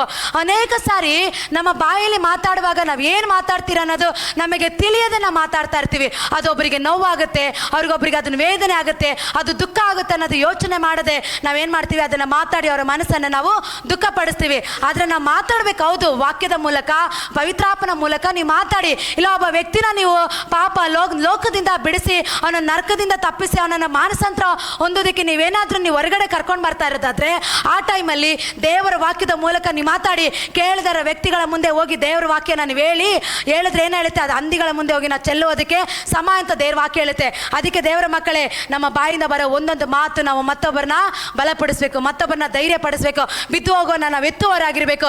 ಅದಕ್ಕೆ ದೇವರ ವಾಕ್ಯ ನಾಲಿಗೆ ಚಿಕ್ಕ ಅಂಗವಾಗಿದೆ ಅಷ್ಟೇ. ಈ ನಾಲಿಗೆಯಲ್ಲಿ ನಾವೇನು ಮಾಡ್ತೀವಿ, ನಾವು ನಮ್ಮ ಜೀವನಕ್ಕೆ ಬೇಕಾದ ಕೆಟ್ಟದನ್ನು, ನಮ್ಮ ಜೀವನಕ್ಕೆ ಬೇಕಾದ ಶಾಪವನ್ನು, ನಮ್ಮ ಜೀವನಕ್ಕೆ ಬೇಕಾದ ಆರೋಗ್ಯವನ್ನು ಎಲ್ಲವನ್ನು ನಾವೇನು ಮಾಡ್ಬಿಡ್ತೀವಿ, ನೆಗೆಟಿವ್ ಆಗಿ ಮಾತಾಡೋದಕ್ಕೆ ಪ್ರಾರಂಭ ಮಾಡ್ತೀವಿ. ಅಯ್ಯೋ ನನ್ನ ಜೀವಿತ ಮುಗಿದೋಯ್ತು, ನನ್ನ ಜೀವನ ಇಷ್ಟೇ, ನನ್ನ ಲೈಫ್ ಇಷ್ಟೇ, ನಾನು ಬದುಕಿರೋದೇ ವ್ಯರ್ಥ, ನಾನು ಏನಕ್ಕೋಸ್ಕರ ಇದ್ದೀನಿ, ಯಾರಿಗೋಸ್ಕರ ನಾನು ಜೀವಿಸಬೇಕು, ಯಾರಿಗೂ ನನ್ನ ಪ್ರಯೋಜನ ಇಲ್ಲ, ನಾನು ಕೆಟ್ಟವನಾಗಿದ್ದೇನೆ, ಎಲ್ಲರೂ ನನ್ನ ಬೇಡ ಅಂತೇಳಿ ತಳ್ತಾ ಇದ್ದಾರೆ ಅಂತೇಳಿ ನಮ್ಮ ನಾಲಿಗೆಯಲ್ಲಿ ನಾವು ಮಾತನಾಡಬಾರ್ದು. ಯಾವಾಗ ನೀನು ಮಾತಾಡ್ತೀಯೋ, ನೀನು ಅಲ್ಲಿ ಕೆಟ್ಟವನು ಅಂತ ಹೇಳಿದ್ರೆ ನೀನು ಕೆಟ್ಟವನೇ, ನೀನು ಒಳ್ಳೆಯವನು ಅಂತ ಹೇಳಿದ್ರೆ ನೀನು ಒಳ್ಳೆಯವನು ಇಲ್ಲ. ದೇವರು ನನ್ನನ್ನು ತಾಯಿಯ ಗರ್ಭದಲ್ಲಿ ನನ್ನನ್ನು ಆರಿಸಿದ್ದಾರೆ, ಲೋಕದ ಪಾಲಿಗೆ ಸತ್ತು ನನ್ನನ್ನು ದೇವರು ಕತ್ತಲಿಂದ ಬೆಳಕಿನ ಕಡೆ ನಡೆಸ್ತಾ ಇದ್ದಾರೆ. ನಾನು ಮತ್ತೊಬ್ಬರಿಗೆ ಆಶ್ರದವಾಗಿದ್ದೇನೆ, ಮತ್ತೊಬ್ಬರಿಗೆ ನಾನು ಬೆಳಕಾಗಿದ್ದೇನೆ. ನಾನು ರೋಗದಲ್ಲಿರೋದಕ್ಕೆ, ದರಿದ್ರತನದಲ್ಲಿರೋದಕ್ಕೆ, ಬಡತನದಲ್ಲಿರೋದಕ್ಕೆ, ಹಣಕಾಸಿನಲ್ಲಿರೋ ಸಮಸ್ಯೆದಲ್ಲಿ ಇರೋದಕ್ಕೆಲ್ಲ ದೇವ್ರು ನನ್ನ ಕರೆದಿರೋದು.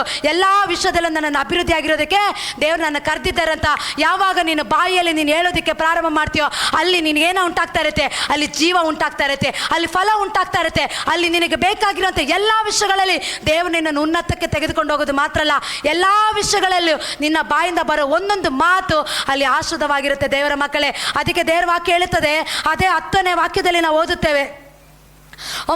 8ನೇ ವಾಕ್ಯದಿಂದ ನಾವು ಓದಿಕೊಳ್ಳೋಣ, 8ರಿಂದ 12ವರೆಗೂ. ಆದರೆ ನಾಲಿಗೆಯನ್ನು ಯಾವ ಮಾನವನು ಹತೋಟಿಗೆ ತರಲಾರನು, ಅದು ಸುಮ್ಮನಿರಲಾರದ ಕೆಡುಕಾಗಿದೆ, ಮರಣಕರವಾದ ವಿಷಯದಿಂದ ತುಂಬಿ ಇದೆ. ನಾಲಿಗೆಯಿಂದ ತಂದೆಯ ಕರ್ತನನ್ನು ಕೊಂಡಾಡುತ್ತೇವೆ, ಆದುದರಿಂದ ದೇವರ ಹೋಲಿಕೆಗೆ ಸರಿಯಾಗಿ ಉಂಟು ಮಾಡಲ್ಪಟ್ಟ ಮನುಷ್ಯರನ್ನು ಶಪಿಸುತ್ತೇವೆ. ಅದೇ ಬಾಯಿಂದ ಸ್ತುತಿ ಶಾಪ ಎರಡೂ ಬರುತ್ತವೆ. ನನ್ನ ಸಹೋದರರೇ, ಹೀಗಿರುವುದು ಯೋಗ್ಯವಲ್ಲ. ಊಟೆಯ ಒಂದು ಬಾಯಿಂದ ಸಿಹಿ ನೀರು ಕಹಿ ನೀರು ಎರಡೂ ಹೊರಡುವುದುಂಟೆ. ನನ್ನ ಸಹೋದರರೇ, ಅಂಜೂರದ ಮರವು ಎಣ್ಣೆ ಮರದ ಕಾಯಿ ಬಿಡುವುದು, ದ್ರಾಕ್ಷಿ ಬಳ್ಳಿಯಲ್ಲಿ ಅಂಜೂರದ ಹಣ್ಣಾಗುವುದು, ಹಾಗೆಯೇ ಉಪ್ಪು ನೀರಿನ ಬಾಯಿಂದ ಸಿಹಿ ನೀರು ಬರುವುದಿಲ್ಲ. ಆಮೇನ್, ಹಲ್ಲೆಲೂಯ. ನೋಡಿ ದೇವರ ಮಕ್ಕಳಿಗೆ ವಾಕ್ಯದಲ್ಲಿ ನೋಡೋ ಪ್ರಕಾರ ನಾಲಿಗೆಯಿಂದ ಅದ್ರ ಮೇಲೆ ವಾಕ್ಯನ ಓದುತ್ತೇವೆ.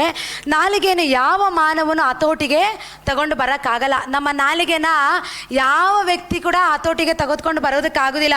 ಅದು ಇರಲಾರದೆ ಕೆಡುಕಾಗಿದೆ, ಮರಣಕರವಾದ ವಿಷದಿಂದ ತುಂಬಿದೆ. ಹಲ್ಲೆಲೂಯ. ಅಂದರೆ ನಮ್ಮ ನಾಲಿಗೆ ಏನಾಗಿದೆ, ಅದೇನ ದೇವ್ರ ವಾಕ್ಯನ ಹೇಳ್ತದೆ, ಮಾನವನು ಯಾವುದೇ ಕಾರಣಕ್ಕೂ ಅದನ್ನು ಹತೋಟಿಗೆ ತೆಗೆದುಕೊಂಡು ಬರೋದಕ್ಕಾಗೋದಿಲ್ಲ. ಮತ್ತೊಬ್ಬರ ನಾಲಿಗೆಯನ್ನು ಅದು ಸುಮ್ಮನೆ ಇರಲಾರದೆ ಕೇಡನ್ನೇ ಮಾತಾಡ್ತಾ ಇರುತ್ತೆ. ಒಬ್ಬರಿಗೆ ನೋಡಿ, ಆ ನಾಲಿಗೆಯಿಂದ ಮತ್ತೊಬ್ಬರಿಗೆ ಕೇಡನ್ನು ಮಾತಾಡ್ತಾ ಇರುತ್ತೆ, ಮರಣಕರವಾದ ವಿಷದಿಂದ ತುಂಬಿಯದೆ ಅಂತ ದೇವ್ರ ವಾಕ್ಯ ಹೇಳುತ್ತದೆ. ಈ ನಾಲಿಗೆಯಿಂದ ತಂದೆಯಾದ ದೇವರನ್ನು ನಾವು ಕೊಂಡಾಡುತ್ತೇವೆ. ನೋಡಿ, ನಾವು ಬರೀ ಕೆಟ್ಟದನ್ನು ಮಾತಾಡುತ್ತಾ, ನಾಶನ ಕುರಿತು ಮಾತಾಡುತ್ತಾ, ಬೇಡದ ಮಾತುಗಳನ್ನು ಮಾತಾಡಿ, ಒಬ್ಬರಿಗೆ ಕೆಟ್ಟದನ್ನು ಮಾತಾಡಿ ನಾವು ತಂದೆಯಾದ ದೇವರನ್ನ ನಾವು ಆರಾಧನೆ ಮಾಡೋದಕ್ಕಾಗೋದಿಲ್ಲ. ಹೇಗೆ ನಾವು ತಂದೆಯಾದ ದೇವರನ್ನ ಆರಾಧನೆ ಮಾಡೋಕ್ಕಾಗತ್ತೆ? ಈ ಬಾಯಿನ ಇವತ್ತು ನಮಗೆ ಏನಾದರೂ ಸಮಸ್ಯೆ ಇದೆಯಾ, ಏನಾದರೂ ಹೋರಾಟ ಇದೆಯಾ, ನಾವು ಏನು ತಪ್ಪು ಮಾಡಿಲ್ಲ ಅಂದ್ರೂ ತಪ್ಪು ಮಾಡಿದೆ ಅಂತೇಳಿ ನಿಮ್ಮ ಮೇಲೆ ಅಪವಾದಗಳನ್ನು ಹಾಕ್ತಾ ಇದ್ದಾರಾ, ನಿಮ್ಮ ಮೇಲೆ ವಿರೋಧವಾಗಿ ಮಾತಾಡ್ತಾ ಇದ್ದಾರಾ, ನಿಮ್ಮ ಮೇಲೆ ತಪ್ಪಾದ ದೂರನ್ನು ಹೊರಿಸ್ತಾ ಇದ್ದಾರಾ? ನೋಡಿ ದೇವರ ಮಕ್ಕಳೇ, ನೀನು ಸುಮ್ಮನೆ ಇದ್ದು ಮೌನವಾಗಿ ನೀನು ದೇವರ ಸನ್ನಿಧಾನದಲ್ಲಿ ಕುಳಿತು ನೀನು ಪ್ರಾರ್ಥನೆ ಮಾಡು. ಆಗ ನಿನಗಾಗಿ ದೇವರು ಯುದ್ಧ ಮಾಡ್ತಾರೆ. ನಿನ್ನ ಸಂಗಡ ನಿನ್ನ ಪಕ್ಷ ಇದ್ದು ದೇವರು ನಿನ್ನ ಜೊತೆ ಇದ್ದು ಆತನು ಯಾರು ನಿನಗೆ ವಿರೋಧವಾಗಿ ಮಾತಾಡ್ತಾರೋ, ಮಾತಾಡದೆ ಇರೋ ಹಾಗೆ ನೀನು ಮಾತಾಡೋ ರೀತಿಯಲ್ಲಿ ದೇವರು ನಿನ್ನನ್ನು ಆ ಜಾಗಕ್ಕೆ ನಿನ್ನನ್ನು ತೆಗೆದುಕೊಂಡು ಹೋಗ್ತಾರೆ. ಅದಕ್ಕೆ ಈ ನಾಲಿಗೆ ಏನಾಗಿದೆ, ಮರಣಕರವಾದ ವಿಷದಿಂದ ತುಂಬಿದೆ. ನಾಲಿಗೆಯಿಂದ ತಂದೆಯಾದ ದೇವರನ್ನ ನಾವು ಆರಾಧನೆ ಮಾಡೋದಕ್ಕಾಗೋದಿಲ್ಲ. ಹೇಗೆ ಒಬ್ಬರನ್ನ ಶಪಿಸಿ, ಒಬ್ಬರನ್ನ ದೂಷಿಸಿ, ಅವನು ಹಾಳಾಗೋಗ್ಲಿ, ಅವನು ಕೆಟ್ಟೋಗ್ಲಿ ಅಂತೇಳಿ ಅದೇ ಬಾಯಿಯಿಂದ ಹೇಗೆ ತಂದೆಯಾದ ದೇವರನ್ನ ನಾವು ಆರಾಧಿಸಕ್ಕಾಗುತ್ತೆ? ಆಗೋದಿಲ್ಲ. ಅದಕ್ಕೆ ದೇವರ ವಾಕ್ಯ ಹೇಳ್ತದೆ, ನಮ್ಮ ನಾಲಿಗೆನ ನಾವು ಜೋಪಾನವಾಗಿ ನಾವು ಕಾಪಾಡಿಕೊಳ್ಬೇಕು, ನಮ್ಮ ನಾಲಿಗೆನ ನಾವು ಜಾಗೃತಿಯಿಂದ ಕಾಪಾಡಿಕೊಳ್ಬೇಕು. ನಮ್ಮ ಬಾಯಿಂದ ಹೊರ ಬರೋ ಒಂದೊಂದು ಮಾತು ಅದು ಎಲ್ಲಿಂದ ಬರ್ತಾ ಇದೆ ಅಂತ ನಾವು ತಿಳಿದುಕೊಳ್ಬೇಕು. ದೇವರ ಮಕ್ಕಳೇ, ಸೈತಾನ್ ಏನು ಮಾಡ್ತಾನೆ? ಅವ್ರನ್ನ ದೂಷಿಸು, ಅವ್ರನ್ನ ಒಬ್ಬರು ಮೇಲೆ ಆಗೋದು ನೋಡಿ, ಒಬ್ಬರು ಉದ್ಧಾರ ಆಗೋದು ನೋಡಿ, ಒಬ್ಬರು ಚೆನ್ನಾಗಿರೋದು ನೋಡಿ ಅವರ ಕುರಿತು ನಾವು ತಪ್ಪಾಗಿ ಮಾತಾಡೋದಲ್ಲ, ಅವರ ಕುರಿತು ಕೆಟ್ಟಾಗಿ ನೆಗೆಟಿವ್ ಆಗಿ ಹೇಳಿ ಇಲ್ಲದಿರೋ ದೂರುಗಳನ್ನು ಹೊರಿಸೋದಲ್ಲ. ಈ ನಾಲಿಗೆ ಏನಾಗಿದೆ? ವಿಷದಿಂದ ತುಂಬಿದೆ ಅಂತ ದೇವವಾಕ್ಯ ಹೇಳುತ್ತದೆ. ಈ ನಾಲಿಗೆಯಲ್ಲಿ ಸುಮ್ಮನೆ ಇರಲಾರದಂತೆ ಕೆಟ್ಟದನ್ನು ಮಾತಾಡೋನು ಅಂತ ನಾಲಿಗೆ ಆಗಿದೆ, ಮರಣಕರವಾದ ವಿಷದಿಂದ ತುಂಬಿದೆ. ಅದೇ ನಾಲಿಗೆಯಿಂದ ನಾವು ದೇವರನ್ನು ಆರಾಧನೆ ಮಾಡೋದಕ್ಕಾಗೋದಿಲ್ಲ, ದೇವರನ್ನ ಸ್ತುತಿಸೋದಕ್ಕಾಗೋದಿಲ್ಲ. ಆದುದರಿಂದ ದೇವರಿಗೆ ಹೋಲಿಕೆಯಾದ ಸರಿಯಾಗಿ ಉಂಟು ಮಾಡಲ್ಪಟ್ಟ ಮನುಷ್ಯರನ್ನು ನಾವೇನು ಮಾಡ್ತೇವೆ? ಶಪಿಸುತ್ತೇವೆ. ಇವತ್ತು ನಿಮ್ಮನ್ನು ಸೃಷ್ಟಿಸಿದ್ದು ಯಾರು? ದೇವರು. ಎಲ್ಲರೂ ಒಂದೇ ರೀತಿಯೇ ದೇವರು ಸೃಷ್ಟಿ ಮಾಡಿದ್ದು. ಅಖಿಲ್ ಬ್ರದರ್ಗೊಂದು ರೀತಿ, ಸರಾಫಿನಾಗೊಂದು ರೀತಿ, ಈ ಸಹೋದರಿಗೊಂದು ರೀತಿ, ಈ ಸಹೋದರಿಗೆ ಒಂದು ರೀತಿಯಲ್ಲಿ ದೇವರು ಸೃಷ್ಟಿ ಮಾಡಿಲ್ಲ. ಎಲ್ಲರೂ ನನ್ನ ಲೋಕದ ಮೇಲೆ ಎಷ್ಟೋ ಪ್ರೀತಿನಿಟ್ಟು ತನ್ನ ಒಬ್ಬನೇ ಮಗನ ಈ ಲೋಕ ಕಳಿಸಿದ ಯಾತಕ್ಕೋಸ್ಕರ? ಎಲ್ಲರನ್ನು ಆತನು ಪ್ರೀತಿಸ್ತಾ ಇದ್ದಾನೆ. ಯೇಸು ಸ್ವಾಮಿ ನಿಮ್ಮನ್ನ ಪ್ರೀತಿಸ್ತಾ ಪ್ರೀತಿಸುವ ಕಾರಣದಿಂದ ಈ ಆತನ ಸೃಷ್ಟಿನ ನಾವು ಯಾವತ್ತೂ ಶಪಿಸೋದಕ್ಕಾಗೋದಿಲ್ಲ. ಯಾವಾಗ ಒಂದು ಮಾತು ನಾವು ಹೇಳ್ತೀವಂದ್ರೆ ದೇವರ ಮಾತು ಕೇಳದೆ ಇರುವಾಗ, ದೇವರ ವಾಕ್ಯಕ್ಕೆ ವಿಧೇಯರಾಗದೆ ಇರುವಾಗ ದೇವರ ಕೈಯಲ್ಲಿ ನಾವು ದೇವರ ಕೈಯಲ್ಲಿ ಅವ್ರನ್ನ ಒಪ್ಪಿಸ್ಕೊಡ್ಬೇಕು. ಆವಾಗ ದೇವರು ಅವ್ರನ್ನ ಯಾವ ರೀತಿ ನಡೆಸಬೇಕು ಆ ರೀತಿ ಅವ್ರನ್ನ ನಡೆಸ್ತಾರೆ. ಅದಕ್ಕೆ ದೇವರ ವಾಕ್ಯ ಹೇಳ್ತದೆ, ನಾವು ಅವರನ್ನ ಶಪಿಸೋದಕ್ಕೆ ಯಾರಿಗೂ ಅಧಿಕಾರ ಇಲ್ಲ. ದೇವರ ವಾಕ್ಯ ಹೇಳ್ತದೆ, ದೇವರ ಸೃಷ್ಟಿನ ನೀವು ಯಾಕೆ ಶಪಿಸ್ತೀರಾ ಅಂತ ಶಪಿಸ್ತೀರಾ ಅಂತ ದೇವರ ವಾಕ್ಯ ಹೇಳ್ತದೆ. ಅಂದ್ರೆ ನೋಡಿ, ದೇವರ ಹೋಲಿಕೆಗೆ ಸರಿಯಾಗಿ ಉಂಟು ಮಾಡಲ್ಪಟ್ಟ ಮನುಷ್ಯರನ್ನು ಶಪಿಸುತ್ತೇವೆ. ಹಲ್ಲೆಲೂಯಾ. ಅಂದ್ರೆ ದೇವರನ್ನ ನಮ್ಮನ್ನ ಇವತ್ತು ಸೃಷ್ಟಿ ಮಾಡಿದ್ದು ಯಾವ ರೀತಿ? ದೇವರು ಆತನ ಸ್ವಾರೂಪ್ಯದಲ್ಲಿ ಸೃಷ್ಟಿ ಮಾಡಿದ್ದು. ಯಾವ ರೀತಿ ಸೃಷ್ಟಿ ಮಾಡಿರೋ ನಮ್ಮನ್ನ? ದೇವರು ನಮ್ಮನ್ನು ಯಾವ ರೀತಿ ತನ್ನ ಸ್ವಾರೂಪ್ಯದಲ್ಲಿ ತನ್ನ ಸೃಷ್ಟಿ ಮಾಡಿರೋದು. ಇವತ್ತು ನಮ್ಮನ್ನು ಇವತ್ತು ಮಂಗ ಆಗಿನೋ ಇಲ್ಲ ಬೇರೆ ಟೈಗರ್ ಆಗಿನೋ ಲಯನ್ ಆಗಿ ಅಲ್ಲ, ದೇವರು ಹೇಗಿದ್ದಾರೋ ಅದೇ ರೀತಿಯಾಗಿ ನಮ್ಮನ್ನು ದೇವರು ಸೃಷ್ಟಿಸಿರೋದು. ಆ ಸೃಷ್ಟಿನ ನಾವೇನು ಮಾಡಬೇಕು? ಚೆನ್ನಾಗಿ ನೋಡ್ಕೊಳ್ಬೇಕು. ಆ ಸೃಷ್ಟಿಗೆ ನಾವು ಯಾವತ್ತು ನಾವೇನು ಮಾಡಬಾರ್ದು? ಶಾಪವನ್ನು ಹಾಕಬಾರ್ದು, ಶಾಪನ ನುಡಿಬಾರ್ದು. ಆತ ನಮಗೆ ವಿರೋಧಿ ಆಗಿರ್ಬೋದು, ಆತ ನಮಗೆ ಕೇಡನ್ನು ಬಯಸಿರ್ಬೋದು, ಇಲ್ಲ ನಮಗೆ ಕೆಟ್ಟದನ್ನು ಮಾಡಿರ್ಬೋದು. ಏನೇ ಮಾಡಿರೋದಾದ್ರೂ ಆ ವ್ಯಕ್ತಿನ ದೇವರ ಕೈಯಲ್ಲಿ ಒಪ್ಪಿಸಿಕೊಟ್ಟು ನಾವೇನು ಮಾಡಬೇಕು? ಆತನಿಗಾಗಿ ನಾವು ಪ್ರಾರ್ಥನೆ ಮಾಡುವವರಾಗಿರ್ಬೇಕು. ಪ್ರಾರ್ಥನೆ ಮಾಡಿ ಯಾರನ್ನು ಕೂಡ ಶಪಿಸೋದಕ್ಕೆ ನಮಗೆ ರೈಟ್ಸ್ ಇಲ್ಲ, ಯಾರನ್ನು ಕೂಡ ನಾವು ಶಪಿಸಬಾರ್ದು. ಅದಕ್ಕೆ ದೇವರ ವಾಕ್ಯ ಹೇಳ್ತದೆ, ದೇವರ ಸೃಷ್ಟಿಯನ್ನು ನೀವು ಶಪಿಸ್ತಾ ಇದ್ದೀರಾ ಅಂತ ದೇವರು ಹೇಳ್ತಾ ಇದ್ದಾರೆ. ನನ್ನ ಸಹೋದರ, ಈಗಿರುವುದು ಯೋಗ್ಯವಲ್ಲ. ನಾವು ಈ ರೀತಿ ಮತ್ತೊಬ್ಬರನ್ನ ಶಪಿಸೋದು ದೇವರಿಗೆ ಇಷ್ಟ ಅಲ್ಲ. ಇದು ಈ ರೀತಿಯಾಗಿ ಜೀವಿಸೋದು ಯೋಗ್ಯವಲ್ಲ. ಉಂಟೆಯ ಒಂದೇ ಬಾಯಿಂದ ಸಿಹಿ ನೀರು ಕಹಿ ನೀರು ಎರಡು ಹೊರಡೋದುಂಟೆ. ಇದೇ ನಾಲಿಗೆಯಲ್ಲಿ ಸಿಹಿ ನೀರು ಕಹಿ ನೀರು ಬರೋದಕ್ಕಾಗೋದಿಲ್ಲ. ದೇವ್ರನ್ನ ಇದೇ ಬಾಯಲ್ಲೇ ದೇವ್ರನ್ನ ಆರಾಧಿಸೋದು, ಇದೇ ಬಾಯಲ್ಲೇ ಮತ್ತೊಬ್ಬರನ್ನ ಶಪಿಸೋದು, ಇದೇ ಬಾಯಲ್ಲೇ ಮತ್ತೊಬ್ಬರನ್ನ ದೂಷಿಸೋದು, ಇದು ದೇವರಿಗೆ ಮೆಚ್ಚುಗೆ ಆದದಲ್ಲ, ದೇವರಿಗೆ ಯೋಗ್ಯವಾದ ಕಾರ್ಯ ಅಲ್ಲ, ದೇವರಿಗೆ ಇಷ್ಟವಾದ ಕಾರ್ಯ ಅಲ್ಲ. ದೇವರ ಮಕ್ಕಳೇ, ಅದಕ್ಕೆ ದೇವರು ವಾಕ್ಯ ಹೇಳ್ತದೆ, ಒಂದೇ ಬಾಯಲ್ಲಿ ಸಿಹಿ ನೀರು ಕಹಿ ನೀರು ಬರೋದಕ್ಕೆ ಸಾಧ್ಯನಾ? ಖಂಡಿತ ಸಾಧ್ಯ ಇಲ್ಲ. ನಮ್ಮ ಬಾಯಲ್ಲಿ ಏನು ಬರಬೇಕು? ಯಾವಾಗಲೂ ಸಿಹಿ ನೀರು ಬರಬೇಕು, ಕಹಿ ನೀರಲ್ಲ ಬರಬೇಕಾಗಿರೋದು. ಅದಕ್ಕೆ ಹಾಗೆ ಉಪ್ಪು ನೀರಿನ ಬಾವಿಯಿಂದ ಸಿಹಿ ನೀರು ಬರೋದಿಲ್ಲ. ಹಲ್ಲೆಲೂಯಾ. ನೋಡಿ, ಒಬ್ಬ ವ್ಯಕ್ತಿ ಅವನ ವಿರುದ್ಧವಾಗಿ ಒಬ್ಬನ ಶಪಿಸ್ತಾ ಇದ್ದಾನೆ ಅಂದರೆ, ಅವನ ವಿರುದ್ಧವಾಗಿ ಮತ್ತೊಬ್ಬರ ಬಗ್ಗೆ ತಪ್ಪಾಗಿ ಮಾತಾಡ್ತಾ ಇದ್ದಾನೆ, ಅವ್ರ ಬಗ್ಗೆ ದೂಷಣವಾಗಿ ಹೇಳ್ತಾ ಇದ್ದಾನೆ, ಅವನ ಬಾಯಿಯನ್ನು ಕಂಟ್ರೋಲಲ್ಲಿ ತೆಗೆದುಕೊಳ್ಳಕ್ಕಾಗದೆ ಅವ್ರು ಮತ್ತೊಬ್ಬರ ಕುರಿತು ತಪ್ಪಾಗಿ ಮಾತಾಡೋದು, ಮತ್ತೊಬ್ಬರನ್ನ ದೂಷಿಸೋದು, ಅವರಿಗೆ ಕೇಡು ಬರಬೇಕಂತೇಳಿ. ಇವತ್ತು ಒಂದು ಸಹೋದರಿ ಇದ್ದಾರೆ. ಆ ಸಹೋದರಿ ಹೇಗೆ ಗೊತ್ತಾ? ಅವರ ಜೀವಿತದಲ್ಲಿ ಅವರ ಮನೆಯಿಂದ ಏನೋ ಒಂದು ವಸ್ತು ಯಾರೋ ಕತ್ಕೊಂಡು ಹೋಗಿದ್ದಾರೆ ಅಂತ ಹೇಳ್ಬಿಟ್ಟು, ಕತ್ಕೊಂಡು ಹೋಗಿರೋರು ಚೆನ್ನಾಗಿರಬಾರ್ದು, ಅವ್ರು ಹಾಳಾಗೋಗ್ಲಿ, ಅವ್ರು ನಾಶವಾಗಿ ಹೋಗ್ಲಿ ಅಂತೇಳಿ ನಾವೇನು ಮಾಡಬಾರ್ದು? ಅವ್ರನ್ನ ಶಪಿಸಬಾರ್ದು. ಅವರಲ್ಲ, ಅವ್ರ ಹಿಂದೆ ಇರುವ ಶಕ್ತಿ ಯಾರು ಕತ್ಕೊಂಡು ಹೋಗೋದಕ್ಕೆ ಬರೋದು? ಸೈತಾನನ್ನು ಕತ್ಕೊಂಡು ಹೋಗೋದಕ್ಕೆ ಬರೋದು. ದೇವರ ವಾಕ್ಯ ಹೇಳುತ್ತೆ, ಕಳ್ಳನು ಕದ್ದುಕೊಳ್ಳೋದಕ್ಕೂ ನಾಶ ಮಾಡೋದಕ್ಕೆ ಬರ್ತಾನೆ ಹೊರತು ಮತ್ಯಾವುದಕ್ಕೂ ಬರೋದಿಲ್ಲ. ಆ ಮನುಷ್ಯನ ಮೂಲಕ ಪ್ರೇರೇಪಿಸಿ ಆ ಮನೆಯಲ್ಲಿರೋ ವಸ್ತುನ ಕದ್ದುಕೊಂಡು ಹಾಗೆ ಮಾಡೋದು ಯಾರು? ಸೈತಾನನಾಗಿದ್ದಾನೆ. ಆ ವ್ಯಕ್ತಿನ ನಾವು ಶಪಿಸಿ ಆ ವ್ಯಕ್ತಿನ ಬೈದ್ರೆ ಏನು ಪ್ರಯೋಜನ ಇಲ್ಲ. ಅಯ್ಯೋ, ನನ್ನ ಮಗಳು ನನ್ನ ಮಾತು ಕೇಳ್ತಾ ಇಲ್ಲ, ನನ್ನ ಸೊಸೆ ನನ್ನ ಮಾತು ಕೇಳ್ತಾ ಇಲ್ಲ, ನನ್ನ ಕುಟುಂಬದ ನನ್ನ ಮಾತು ಕೇಳ್ತಾ ಇಲ್ಲ, ನಾನು ಪ್ರಾರ್ಥನೆ ಮಾಡಿದ್ರೆ ಅವ್ರು ನಾಶವಾಗ್ಬಿಡಿ, ನನ್ನ ಬಾಯಿಂದ ಹೇಳಿದ್ರೆ ಅವ್ರು ಹಾಳಾಗೋಗ್ಲಿ ಅಂತೇಳಿ ನಾವು ಯಾವತ್ತು ಯಾರನ್ನು ಕೂಡ ಶಪಿಸಬಾರ್ದು. ಹಲ್ಲೆಲೂಯಾ. ಆದರೆ ನೀನು ಈಗ ಉಪ್ಪು ನೀರಿಂದ ಹೇಗೆ ಸಿಹಿ ನೀರು ಬರೋದಿಲ್ಲ ಅಂತಲೇ ದೇವರು ಹೇಳ್ತಾ ಇದ್ದಾರೆ. ಉಪ್ಪು ಅಂದರೆ ನನ್ನ ಬಾಯಲ್ಲಿ ಕೆಟ್ಟದನ್ನು ಮಾತಾಡ್ತಾ, ಮತ್ತೊಬ್ಬರನ್ನ ದೂಷಿಸುತ್ತಾ, ಮತ್ತೊಬ್ಬರನ್ನ ಶಪಿಸುತ್ತಾ, ನಮ್ಮ ಬಾಯಲ್ಲಿ ಕೆಟ್ಟ ಮಾತುಗಳನ್ನು ಮಾತಾಡಿ ಮತ್ತೊಬ್ಬರನ್ನ ನೋವುಪಡಿಸಿ ದುಃಖಪಡಿಸಿ ಈ ರೀತಿಯಾಗಿ ನಾವು ಮಾಡುವಾಗ ನಮ್ಮ ಬಾಯಿಂದ ಹೇಗೆ ಸಿಹಿ ನೀರು ಬರುತ್ತೆ? ಸಿಹಿ ನೀರು ಬರೋದಿಲ್ಲ. ನಾವು ದೇವ್ರನ್ನ ಆರಾಧಿಸೋದಕ್ಕೆ ನಾವು ಯೋಗ್ಯರಲ್ಲ. ಅದೇ ಬಾಯಲ್ಲಿ ನಾವು ದೇವ್ರನ್ನ ಹೇಗೆ ಸ್ತುತಿಸೋದಕ್ಕೆ ಸಾಧ್ಯ? ಹೇಗೆ ದೇವ್ರನ್ನ ಆರಾಧಿಸೋದಕ್ಕೆ ಸಾಧ್ಯ? ಖಂಡಿತ ಸಾಧ್ಯ ಇಲ್ಲ ದೇವರ ಮಕ್ಕಳೇ. ಅದಕ್ಕೆ ದೇವರ ವಾಕ್ಯ ಹೇಳುತ್ತದೆ, ಸಿಹಿ ನೀರು ಕಹಿ ನೀರು ಒಂದೇ ಬಾಯಲ್ಲಿ ಬರೋದಕ್ಕಾಗೋದಿಲ್ಲ. ಒಂದು ನಮ್ಮ ಬಾಯಲ್ಲಿ ಕಹಿ ನೀರು ಬರಬೇಕು, ಇಲ್ಲ ಒಂದು ಸಿಹಿ ನೀರು ಬರಬೇಕು. ನಾವು ಚಾಯ್ಸ್ ಮಾಡಬೇಕು, ಸಿಹಿ ನೀರು ಬೇಕಾ ಕಹಿ ನೀರು ಬೇಕಾ. ಕಹಿ ಆಗಿರೋ ಪದಾರ್ಥವನ್ನು ನಮ್ಮ ಬಾಯಲ್ಲಿ ಇಟ್ಕೊಂಡ್ರೆ, ಫಾರ್ ಎಕ್ಸಾಂಪಲ್ ಹಾಗಲಕಾಯಿ ಆಗಿರ್ಬೋದು, ಇಲ್ಲ ಕಹಿ ಆಗಿರೋಂಥ ಯಾವ ಒಂದು ಮೆಡಿಸಿನ್ ಟ್ಯಾಬ್ಲೆಟ್ ಆಗಿರಲಿ, ಅದು ಎಷ್ಟು ಕಹಿ ಆಗಿರುತ್ತೆ, ಅದನ್ನು ಬಾಯಲ್ಲಿ ಸ್ವಲ್ಪ ಹೊತ್ತು ಇಟ್ಕೊಳ್ಳೋಕ್ಕಾಗತ್ತಾ? ಆಗಲ್ಲ. ಏನಾಗುತ್ತೆ, ನಮ್ಮ ಶರೀರ ಅದು ವಾಮಿಟ್ ಬರೋ ಥರ ಆಗುತ್ತೆ. ಅದು ನೋಡಿದ್ರೆ ನಮ್ಗೆ ಇರಿಟೇಟ್ ಆಗುತ್ತೆ. ಈ ರೀತಿ ಇರುವಾಗ ಅದೇ ರೀತಿ ನಮ್ಮ ನಾಲಿಗೆನೂ ಕೂಡ, ನಮ್ಮ ನಾಲಿಗೆಯಲ್ಲಿ ಕಹಿ ನೀರಿದ್ರೆ ಅದು ಏನಾಗುತ್ತೆ, ದೇವರಿಗೆ ಅದು ಮೆಚ್ಚುಗೆ ಆಗಲ್ಲ, ದೇವರಿಗೆ ಅದು ಇಷ್ಟವಾಗಲ್ಲ, ದೇವರಿಗೆ ಅದು ಪ್ರಯೋಜನವಾಗಲ್ಲ. ಅದೇ ಬಾಯಲ್ಲಿ ನಾವು ದೇವ್ರನ್ನ ಆರಾಧನೆ ಮಾಡೋದಕ್ಕಾಗೋದಿಲ್ಲ.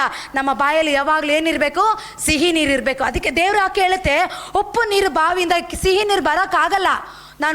ಅದಕ್ಕೆ ದೇವ್ರ ವಾಕ್ಯ ಹೇಳ್ತದೆ, ಸಿಹಿ ನೀರು ಕಹಿ ನೀರು ಒಂದೇ ಬಾಯಲ್ಲೇ ನಾವು ಮಾತಾಡೋದಕ್ಕಾಗೋದಿಲ್ಲ. ನಾವು ಯಾವಾಗಲೂ ಸಿಹಿಯಾದ ಮಾತುಗಳನ್ನೇ ಮಾತಾಡಬೇಕು. ನಾವು ಹೇಳಬೇಕು, ಇಂಪಾಗಿ ರಸವಂತವಾಗಿ ನನ್ನ ಬಾಯಿಂದ ಮಾತುಗಳು ಹೊರಡಬೇಕು. ಅಪ್ಪ, ಸುಗಂಧ ವಾಸನೆ ಪರಿಮಳ ನಮ್ಮಿಂದ ಎಲ್ಲ ಕಡೆ ಹೊರಡಬೇಕು, ಎಲ್ಲ ಕಡೆ ಹೋಗ್ಬೇಕಂತೇಳಿ ನಾವೇನು ಮಾಡಬೇಕು, ನಾವು ಪ್ರಾರ್ಥನೆ ಮಾಡುವವರಾಗಿರಬೇಕು. ನೋಡಿ ದೇವರ ಮಕ್ಕಳೇ, ಅದಕ್ಕೆ ಅದು ಮತ್ತೊಂದು ವಾಕ್ಯವನ್ನು ಆಧಾರವಾಗಿ ನಾವು ಓದಿಕೊಳ್ಳೋಣ. ರೋಮಾಪುರದವರಿಗೆ ಬರೆದ ಪತ್ರಿಕೆ 3:13 ಓದೋಣ.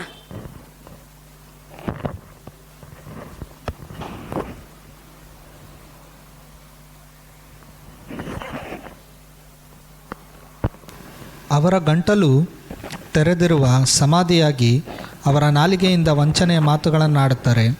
ಅವರ ತುಟಿಗಳ ಹಿಂದೆ ಹಾವಿನ ವಿಷವಿದೆ. ಅವರ ಬಾಯಿ ಶಾಪದಿಂದಲೂ ಕ್ರೋಧದ ಮಾತುಗಳಿಂದಲೂ ತುಂಬಿಯದೆ ಅವರ ಕಾಲುಗಳು ರಕ್ತವನ್ನು ಸುರಿಸಲು ಆತುರಪಡುತ್ತವೆ. ಅವರು ಹೋದ ದಾರಿಗಳಲ್ಲಿ ನಾಶ ಸಂಕಟಗಳು ಉಂಟಾಗುತ್ತವೆ. ಸಮಾಧಾನದ ಮಾರ್ಗವನ್ನೇ ಅರಿಯರು. ಅವರ ಕಣ್ಣೆದುರಿಗೆ ದೇವರ ಭಯವೇ ಇಲ್ಲ ಎಂಬವುಗಳೇ. ಆಮೇನ್, ಹಲ್ಲೆಲೂಯಾ. ನೋಡಿ ದೇವರ ಮಕ್ಕಳೇ, ದೇವರ ವಾಕ್ಯ ಹೇಳ್ತದೆ, ಯಾರು ಕೆಟ್ಟದನ್ನು ಮಾತಾಡ್ತಾರೆ, ಯಾರು ಕೇಡನ್ನು ಬಯಸುತ್ತಾರೆ, ಯಾರು ಶಪಿಸುತ್ತಾರೋ ಅವ್ರ ದೇವರ ವಾಕ್ಯನೇ ಹೇಳ್ತಾ ಇದೆ. ಏನು ಹೇಳ್ತಾ ಇದೆ? ಅವರ ಗಂಟಲು ತೆರೆದಿರುವ ಸಮಾಧಿ ಆಗಿದೆ. ಹಲ್ಲೆಲೂಯಾ. ಅಂದರೆ ನಾವು ಯೋಚನೆ ಮಾಡೋಣ, ನಮ್ಮ ಗಂಟಲು ಸಮಾಧಿ ಆಗಬೇಕಾ, ದೇವರನ್ನು ಆರಾಧಿಸುವಂಥ, ದೇವರನ್ನು ಸ್ತುತಿಸುವಂಥ ನಮ್ಮ ನಾಲಿಗೆ ಆಗಬೇಕಾ ಅಂತೇಳಿ ನಾವೇ ಚಿಂತೆ ಮಾಡಬೇಕು. ಅವರ ನಾಲಿಗೆಯಿಂದ ವಂಚನೆಯ ಮಾತುಗಳನ್ನು ಆಡ್ತಾರೆ. ಅವರ ತುಟಿಗಳ ಹಿಂದೆ ಹಾವಿನ ವಿಷವಿದೆ. ಹಲ್ಲೆಲೂಯಾ. ಇವತ್ತು ಅನೇಕರು ನಿಮ್ಮನ್ನು ವಂಚನೆ ಮಾತುಗಳಿಂದ ನಿಮ್ಮನ್ನು ಮಾತಾಡಿ ವಂಚಿಸಬಹುದು. ಇವತ್ತು ಅನೇಕ ವಿಧವಾದ ರೀತಿಯಲ್ಲಿ ಕೆಲವರು ನಿಮ್ಮನ್ನು ವಂಚನೆ ಮಾಡ್ತಾರೆ. ನಾವು ಏನಾಗಿರಬೇಕು, ಎಚ್ಚರವಾಗಿರಬೇಕು. ಅದಕ್ಕೆ ದೇವರ ವಾಕ್ಯ ಹೇಳುತ್ತದೆ, ಯಾರು ವಂಚನೆ ಮಾತುಗಳಿಂದ ಮಾತಾಡ್ತಾರೋ ಅವರ ತುಟಿಗಳ ಹಿಂದೆ ಹಾವಿನ ವಿಷವಿದೆ. ಹಲ್ಲೆಲೂಯಾ. ಇವತ್ತು ನಿಮ್ಮನ್ನು ಮೋಸಪಡಿಸೋ ರೀತಿಯಲ್ಲಿ, ನಿಮಗೆ ಒಳ್ಳೆಯವನ ರೀತಿಯಲ್ಲಿ ಇವತ್ತು ನಿಮ್ಮನ್ನು ವಂಚಿಸಬಹುದು. ದೇವರ ಮಕ್ಕಳೇ, ಇವತ್ತು ಅಯ್ಯೋ ನನಗೆ ಒಳ್ಳೇದೇ ಮಾಡ್ತಾ ಇದ್ದಾರೆ, ಆ ಬ್ರದರು, ಆ ಸಹೋದರಿ ನನಗೆ ಒಳ್ಳೇದೇ ಮಾಡ್ತಾ ಇದ್ದಾರೆ, ನನಗೇನು ಕೆಟ್ಟದ್ದು ಮಾಡ್ತಾ ಇಲ್ಲ ಅನ್ನೋ ಒಂದು ರೀತಿಯಲ್ಲಿ ವಾಕ್ಯದ ಮೂಲಕನೇ ನಿಮ್ಮನ್ನು ಕೆಲವರು ವಂಚನೆ ಮಾತುಗಳಿಂದ ನಿಮ್ಮನ್ನು ಮೋಸಪಡಿಸ್ತಾರೆ. ಅದಕ್ಕೆ ದೇವರ ವಾಕ್ಯ ಹೇಳ್ತದೆ, ವಂಚನೆ ಮಾತುಗಳಿಗೆ ಒಳಗಾಗಬೇಡ. ನೋಡಿ, ಆದಾಮ ಅವಳ ಏದಾನ್ ತೋಟದಲ್ಲಿ ದೇವರು ಆದಾಮ ಅವಳನ್ನು ಸೃಷ್ಟಿ ಮಾಡಿದಾಗ ಅವಳನ್ನು ವಂಚನೆ ಮಾಡೋದಕ್ಕೆ ಯಾರು ವಂಚಿಸಿದ್ಯಾ? ಅದು ಸರ್ಪ. ಹೇಗೆ ವಂಚಿಸಿತು? ಅವಳಿಗೆ ಅದು ಕೆಟ್ಟದ್ದು, ಅದನ್ನು ತಿನ್ನಬಾರ್ದು ಅನ್ನೋದು ಕೂಡ ಅರಿವು ಅವಳಿಗೆ ಉಂಟಾಗದ ರೀತಿಯಲ್ಲಿ ಅವಳನ್ನು ವಂಚನೆ ಮಾಡ್ತು ಸರ್ಪ. ಅದೇ ರೀತಿಯಾಗಿ ದೇವರ ಮಕ್ಕಳೇ, ಕೆಲವರು ನಮ್ಮನ್ನು ಈ ಲೋಕದಲ್ಲಿ ಅನೇಕ ನಮ್ಮನ್ನು ವಂಚನೆ ಮಾತುಗಳಿಂದ ನಮ್ಮನ್ನು ವಂಚಿಸುತ್ತಾರೆ. ಈ ರೀತಿಯಾಗಿ ಹೋಗು, ಹೀಗೆ ಹೋಗು, ಹೀಗೆ ಮಾಡು, ಹಾಗೆ ಹೋಗು ಅಂತೇಳಿ ಅವ್ರು ಮಾತಾಡೋ ಮಾತುಗಳು ನೋಡಿದ್ರೆ ಎಷ್ಟು ಸ್ವೀಟ್ ಆಗಿರುತ್ತೆ. ಇವತ್ತು ನೋಡು, ಫಾರ್ ಎಕ್ಸಾಂಪಲ್ ಯವನಸ್ಥರ ಜೀವಿತದಲ್ಲಿ ನಾನು ಹೇಳ್ತೀನಿ, ಅವರ ಲೈಫಲ್ಲಿ ಒಂದು ಹುಡುಗಿ ಬರ್ತಾಳೆ ಅಂತ ಅನ್ಕೊಳ್ಳಿ. ಅದು ದೇವರ ಚಿತ್ತ ಇಲ್ಲದೆ ಇರುವಂಥ ಒಂದು ಹುಡುಗಿ ಏನಾದರೂ ಬಂದರೆ, ಅವಳು ಸ್ವೀಟಾದ ಜ್ಞಾನೋಕ್ತಿಗಳಲ್ಲಿದೆ, ಸ್ವೀಟಾದ ಮಾತುಗಳಿಂದ ಮಾತಾಡಿ ನಿಮ್ಮನ್ನು ವಂಚನೆ ಪಡಿಸ್ತಾಳೆ, ಮೋಸ ಪಡಿಸ್ತಾಳೆ. ನೀನು ಎಚ್ಚರವಾಗಿರು, ಆ ಸ್ವೀಟ್ ಮಾತುಗಳಿಗೆ ನೀನು ಒಳಪಡಬೇಡ ಅಂತೇಳಿ ಜ್ಞಾನೋಕ್ತಿಗಳಲ್ಲಿ ಹೇಳ್ತದೆ. ಅದೇ ರೀತಿಯಾಗಿ ದೇವರ ಮಕ್ಕಳು, ಈ ರೀತಿಯಾಗಿ ಕೆಲವರು ಯವನಸ್ಥರು ಸ್ವೀಟಾದ ಮಾತುಗಳಿಗೆ, ವಂಚನೆ ಮಾತುಗಳಿಗೆ ಒಳಗಾಗಿ ಕೊನೆಗೆ ಅವ್ರನ್ನ ವಂಚಿಸಿ, ಅವಳನ್ನ ಮೋಸ ಮಾಡಿ, ಅವಳ ಹತ್ರ ಇರೋ ದುಡ್ಡು ಹಣ ಎಲ್ಲ ಕಿತ್ಕೊಂಡು ಕೊನೆಗೆ ಅವಳು ಏನು ಮಾಡ್ತಾರೆ, ಅವ್ರನ್ನ ಬಿಟ್ಟು ಹೊರಟೋಗ್ತಾರೆ. ಕೊನೆಗೆ ಅವರು ಡಿಪ್ರೆಷನ್ ಆಗಿ ಅವರ ಜೀವನವನ್ನು ಕಳ್ಕೊಂಡು ಅವರ ಜೀವನ ವ್ಯರ್ಥವಾಗಿ ಹೋದ್ರೂ ಕೂಡ ಆಕೆ ಚಿಂತಿಸೋದಿಲ್ಲ. ಇಂಥ ಒಂದು ವಂಚನೆ ಮಾತುಗಳಿಗೆ ನೀನು ಒಳಗಾಗ್ಬೇಡ ಅಂತ ದೇವ್ರು ಹೇಳ್ತಾರೆ. ಅದೇನಾಗಿದೆ, ಆ ವಂಚನೆ ಮಾತುಗಳು ಯಾವ ರೀತಿ ಇದೆ, ಹಾವಿನ ವಿಷದಂತೆ ಇದೆ. ಇವತ್ತು ನಿಮ್ಮ ಜೊತೆಯಲ್ಲಿ ನಿಮ್ಮ ಕುಟುಂಬದವರು ಅನೇಕ ನಿಮ್ಮನ್ನ ವಂಚನೆ ಮಾಡ್ಬೋದು. ಅದಕ್ಕೆ ದೇವ್ರ ವಾಕ್ಯ ಹೇಳ್ತದೆ, ಸರ್ಪದಂತೆ ನೀವೇನಾಗಿರ್ಬೇಕು, ಜಾಣರಾಗಿರ್ಬೇಕು, ಪಾರಿವಾಳದಂತೆ ನಾವು ನಿಷ್ಕಪಟಿಗಳಾಗಿರ್ಬೇಕು.